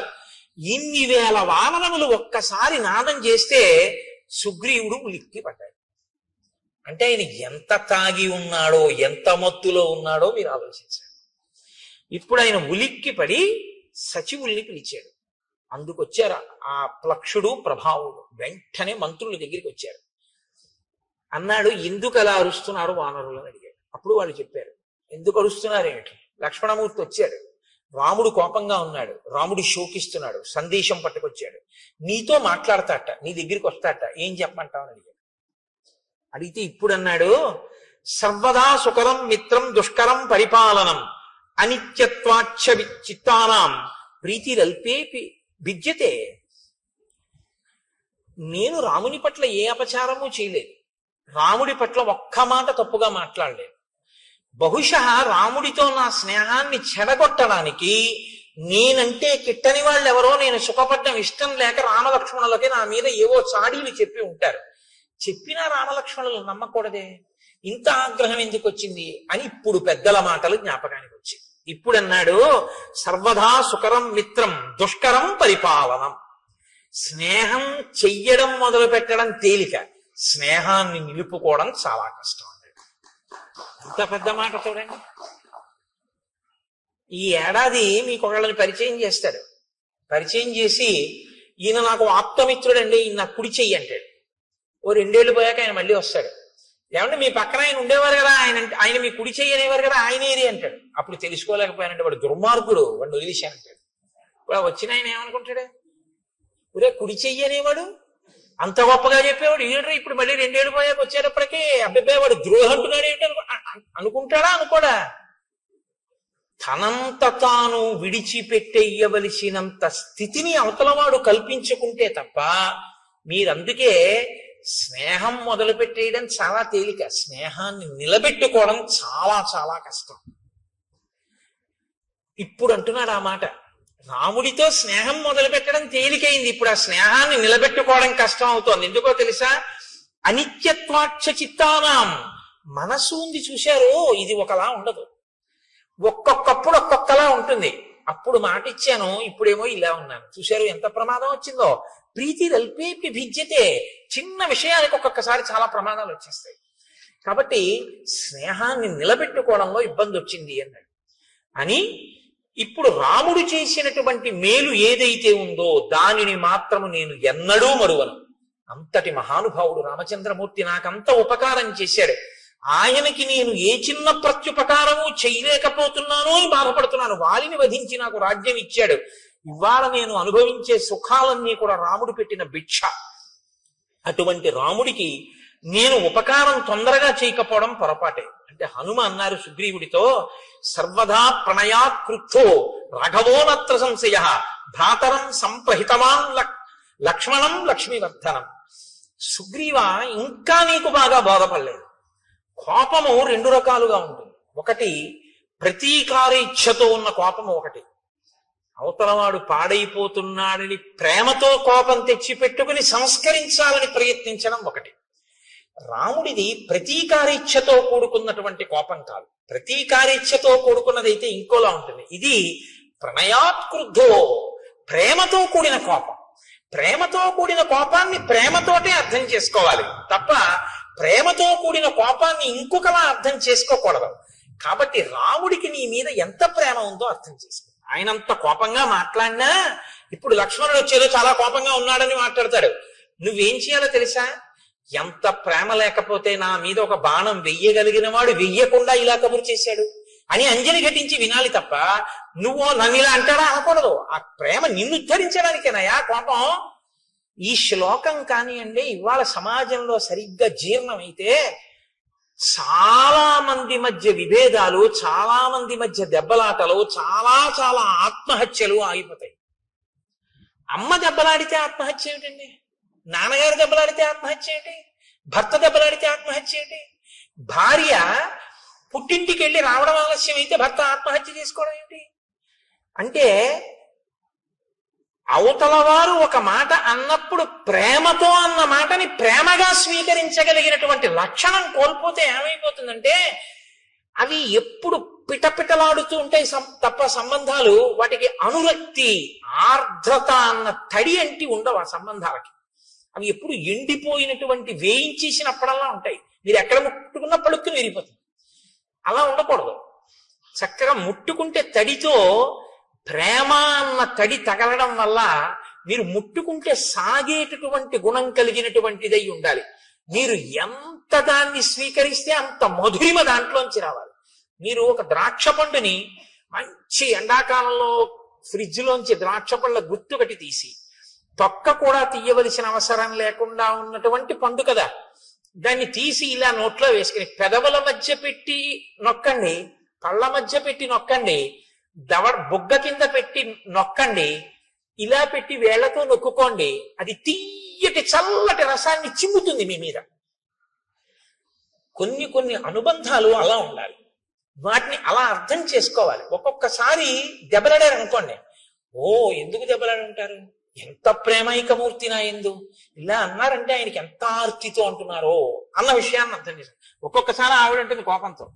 ఆవిడ కోపంతో అంటే ఓ నా ఎందు ఎంత ప్రేమ కలిగింది, ఎంత పిచ్చిది నేనంటే, ఆ ప్రేమలో అంటుంది అని దాన్ని మీరు ప్రేమగా స్వీకరించాలి. అంతేకాని నన్ను అంత మాట అంటుందా. 1947లో పెళ్ళైన కొత్తల్లో ఇలాగే 57, 67, 77 దిక్కుమాలవన్నీ గుర్తు తెచ్చుకుని అక్కడి నుంచి ఇంకా వారం రోజులు మాటలు మానేసి కంచాలు విసిరేసి నానా అల్లరి చేసేసుకుని ఇల్లు యమలోకం కింద చేసుకుని ఆ తర్వాత ప్రారంభం ఎవరు అనుభవించారు? వీళ్ళిద్దరే అనుభవించారు. ఎందుకంత కోపం?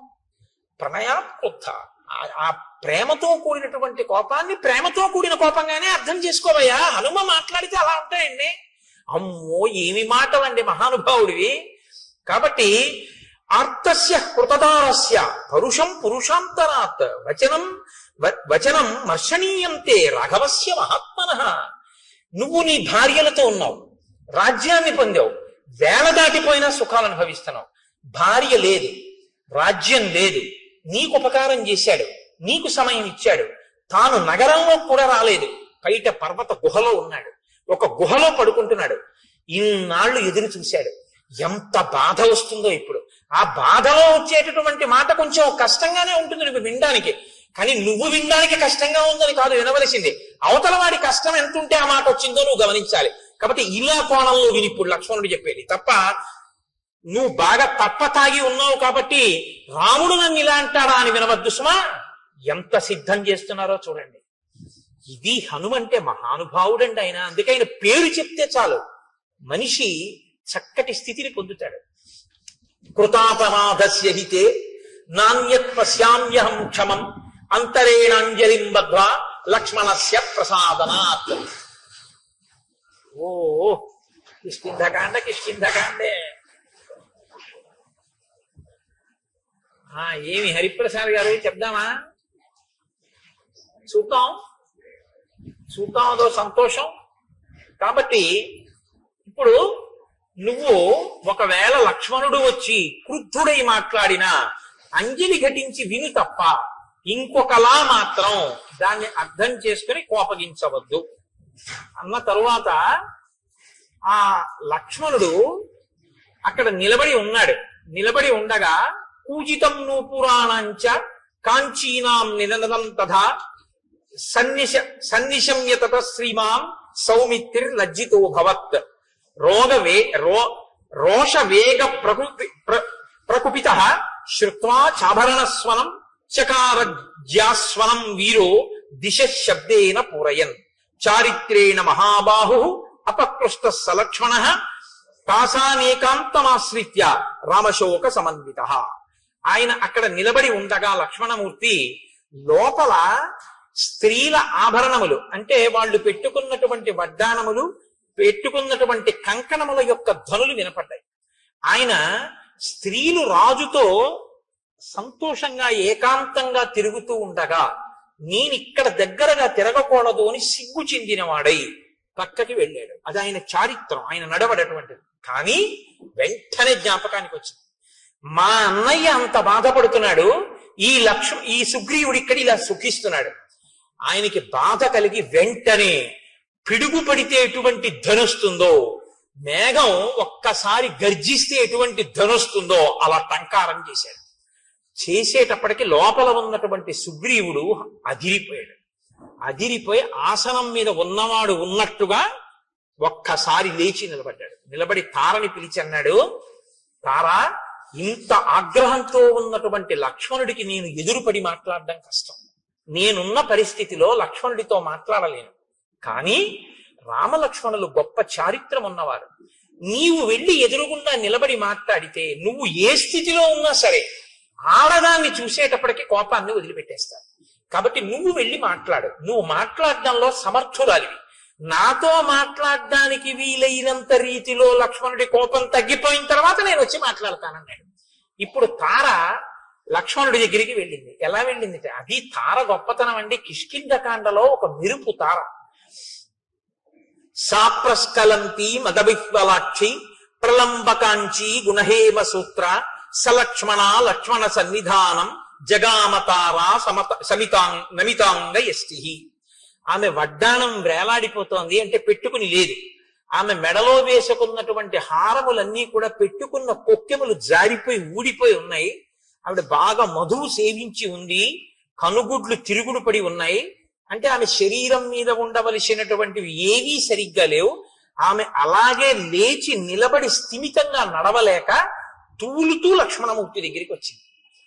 అలా వచ్చినటువంటి తన మిత్రుని యొక్క భార్యని చూసేసేటప్పటికీ అంత లక్ష్మణమూర్తి కూడా నా మిత్రుడి భార్య, నేను ఇలా కళ్ళెత్తి అటువంటి ఆవిడ్ని చూడకూడదని కోపాన్ని తగ్గించుకుని కన్నులు తలొక్కసారి ఉంచి పరమప్రసన్నుడై తన మిత్రుడి భార్య ఎదురుగుండా వచ్చింది కాబట్టి ప్రశాంతుడై పక్కకి నిలబడ్డాడు.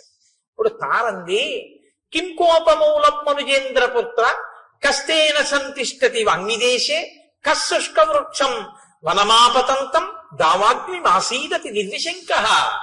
లక్ష్మణ, ఏమి అలా అక్కడ నిలబడిపోయావు? ఎండిపోయినటువంటి చెట్లతో కూడినటువంటి వనంలో దావాగ్ని ప్రవేశిస్తే అటువంటి దావాగ్నితో కూడుకున్నటువంటి పెద్ద అగ్నిహోత్రం ఎండిపోయిన చెట్లని కాల్చుకుంటూ వస్తుంటే ధైర్యంగా దానికి ఎదురు వెళ్ళిన వాడెవరు? ఎవరు నీకు అపకారం చేశారు? కిమయం కామవృత్తస్తే లుప్త ధర్మార్థ సంగ్రహ భర్తా భర్తృహితే యుక్తే నచైనం అవబుధ్యసే. లక్ష్మణమూర్తి అన్నారు, నీ భర్త ధర్మార్థ కామముల యొక్క సమన్వయాన్ని మర్చిపోయి కామోపభోగమునందు అనురక్తి కలిగి చెయ్యవలసిన కర్తవ్యాన్ని విడిచిపెట్టేసి ప్రమాదాన్ని కొని తెచ్చుకుంటున్నటువంటి విషయం నీకు తెలియదా తారా? నచింతయతి రాజ్యార్థం నాస్మాన్ శోకపరాయణ సామాత్య పరిషత్ తారే కామమేవోపసేవతే. ఆయన రాజ్యాన్ని పట్టించుకోవట్లేదు, మంత్రుల్ని పట్టించుకోవట్లేదు, మంత్రులకి దర్శనం ఇవ్వట్లేదు, కేవలం కామాన్ని సేవిస్తున్నాడు. అలా ఉండడం తప్పు కాదా? సమాసాంశ్చతుర కృత్వా ప్రమాణం ప్లవగేశ్వర వ్యతీంతాంస్తాన్ మదవ్యగ్రో విహరన్నావబుధ్యతే.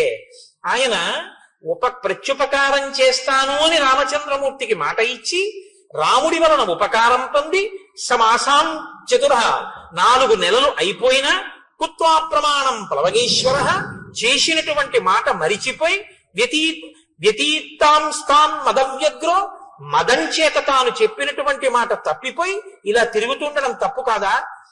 అంటే తారంది, నకోపకాల క్షితిపాలపుత్ర నచాతి కోప స్వజనీ విధేయ తదర్థకామస్య జనస్య తస్య ప్రమాదమప్యర్గసి వీరసౌఢుం. నాయనా లక్ష్మణ, నువ్వు కోపించవలసినటువంటి సమయం ఇది కాదు. 2, నీ వారి యందు నువ్వు కోపం పెట్టుకోవచ్చా? నీ స్వజనుడయా సుగ్రీవుడు, తప్పు చేస్తే నువ్వు దిద్దాలి, అంతేగాని నువ్వు ఆయన మీద కోపం పెట్టుకోవడం ఏమిటి?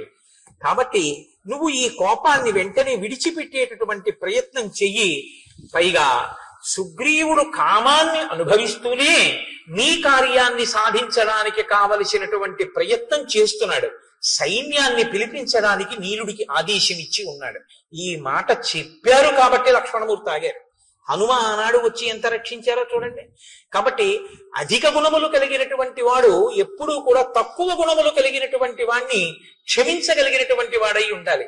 అంతేగాని అధిక గుణములు కలిగినటువంటి వాడు నీచమైన గుణములున్న వాడి పట్ల క్రోధంతో ఉంటే దానివల్ల ఉపకారం ఏముంటుంది? కాబట్టి నీ కోపాన్ని నిగ్రహించుకో. జానామి రోషం హరివీర బంధో జానామి కార్యస్య చ కాలసంగం జానామి కార్యం తయ్యత్కృతం నః తచ్చాపి జానామి యదత్ర కార్యం. చేసినటువంటి పని ఏమిటో నాకు తెలుసు, చెయ్యనటువంటి పని ఏమిటో నాకు తెలుసు, వేళ మించిపోయిందని నాకు తెలుసు, ఇప్పుడు చెయ్యవలసినటువంటి మహోపకారం ఏమిటో కూడా నాకు తెలుసు. తం కామవృత్తం మమ సన్నికృష్టం కామాభియోగాచ్చ నివృత్తలజ్జం క్షమస్వ తావత్ పరవీరహంత తద్భ్రాతరం వనరవంశనాథం. నాయన, విశేషమైనటువంటి కామం చేత సిగ్గు అనేటటువంటి మాట విడిచిపెట్టి భోగం అనుభవిస్తూ సుగ్రీవుడి ఇప్పుడు నా దగ్గరే ఉన్నాడు లోపల మందిరంలో. అటువంటి సుగ్రీవుణ్ణి నీ సోదరుడిగా భావించి నువ్వు క్షమించవలసింది. మహర్షయో ధర్మ తపోభికామాః కామానుకామాః ప్రతిబద్ధమోహాః అయం ప్రకృత్యా చపలః కపిస్తు కథం న సజ్జేత సుఖేషు రాజా. ఇంతకాలం ఎక్కడో పర్వత శిఖరాల మీద తిరిగాడు, సుఖం అంటే ఏమిటో తెలియదు. ఇంతకాలానికి రాజ్యము భార్య దొరికాయి కాబట్టి కామంలో అన్నిటినీ మరిచిపోయాడు. కాబట్టి నాయన, నీవు ఈ విషయాన్ని దృష్టిలో పెట్టుకొని, సుగ్రీవుడు నీకు దాసాన దాసుడు, ఆయన అవసరమైతే దేన్నైనా మీకోసం విడిచిపెట్టేస్తాడు. తదాగచ్చ మహాబాహో చారిత్రం రక్షితం తయా అచ్చలం మిత్రభావేన సతాం దారావలోకనం. లోపలికొచ్చి సుగ్రీవుణ్ణి చూడు. సుగ్రీవుణ్ణి నువ్వు చూడటానికి అభ్యంతరం ఏంటి? ఆయన భార్యలతో కూడి ఉండగా లోపలికి ఎలా వస్తానంటావా? మిత్రుడైనటువంటి వాడు, మంచి నడవడి కలిగినటువంటి వాడు, భార్యా సహితుడైన మిత్రుణ్ణి చూడటానికి లోపలికి వచ్చినా ఏమీ దోషం లేదు. లోపలికి రమ్మని వెళ్ళాడు లక్ష్మణమూర్తి. రుమని ఒక తొడ మీద కూర్చోపెట్టుకుని చుట్టూ వానరకాంతలతో కామోపభోగాన్ని అనుభవిస్తూ కనుగుడ్లు తిరుగుడు పడుతూ బాగా మధుపాలాసక్తుడై హారములు చెదిరిపోయి ఉన్నాడు ఆ సుగ్రీవుడు. లక్ష్మణమూర్తిని చూడగానే ఒక్కసారి ఎగిరి ఆ పైనుంచి కిందకి దూకాడు, ఆసనం మించి నిలబడ్డాడు. నిలబడితే లక్ష్మణమూర్తి అంటారు, లక్ష్మణమూర్తి యొక్క ఆగ్రహం ఎలా ఉందో వాతావరణం కూడా అలాగే ఉంది. కాబట్టి ఎస్తు రాజాస్థితో ధర్మే మిత్రాణం ఉపకారిణం విద్యా ప్రతిజ్ఞాం కురితే కోం నృశంసకర సత్త. మిత్రుడికి ఉపకారం చేస్తాను అని చెప్పి ఆ మాట మరిచిపోయినటువంటి వాణ్ణి క్రూరుడు అని పిలుస్తారు.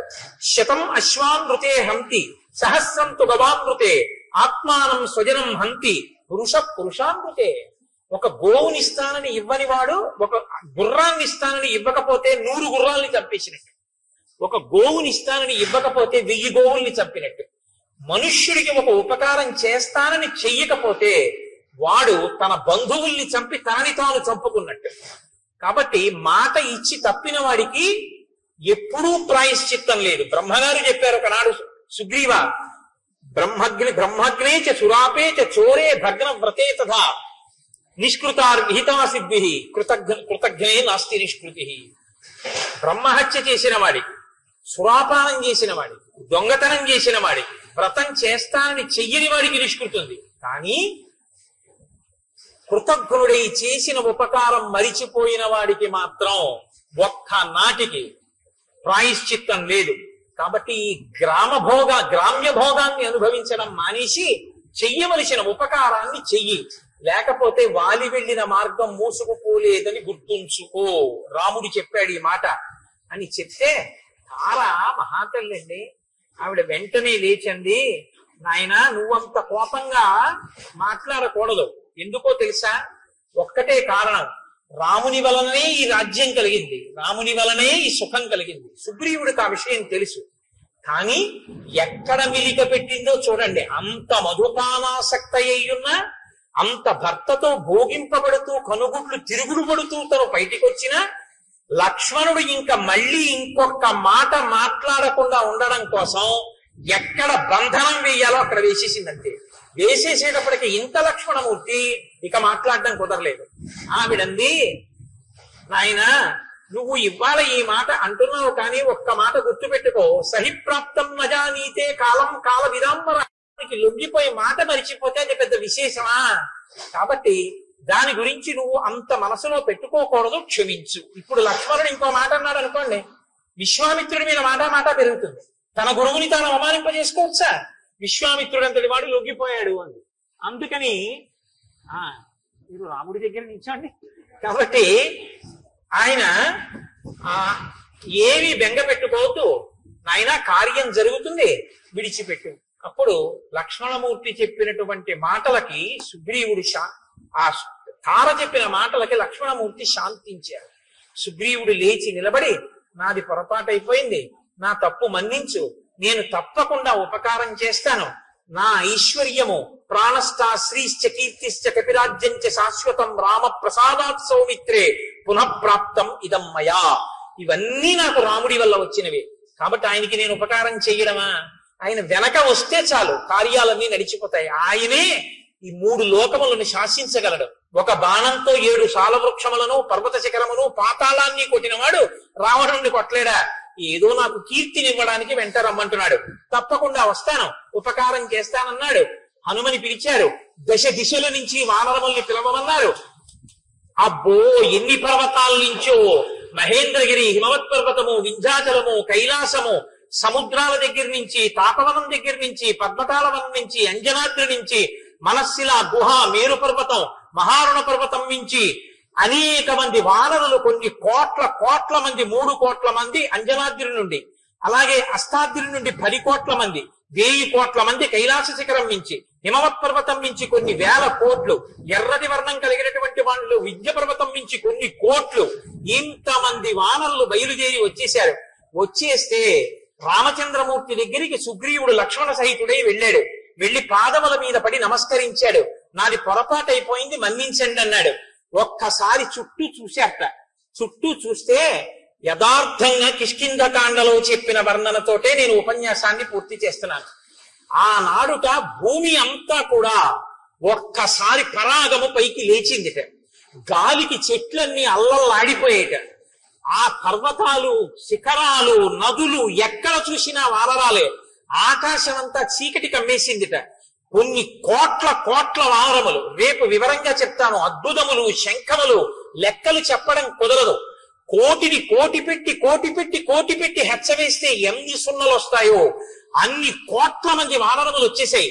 10 రోజులలో రాకపోతే చంపేస్తానన్నాడు సుగ్రీవుడు. కొండలు నిండిపోయాయి, పర్వతాలు నిండిపోయాయి, శిఖరాలు నిండిపోయాయి, చెట్లు నిండిపోయాయి. వాళ్ళు వస్తున్నటువంటి వేగానికి చెట్లు కదిలిపోయాయి. భూమి మీద ఉన్నటువంటి పరాగమంతా లేచిపోయింది.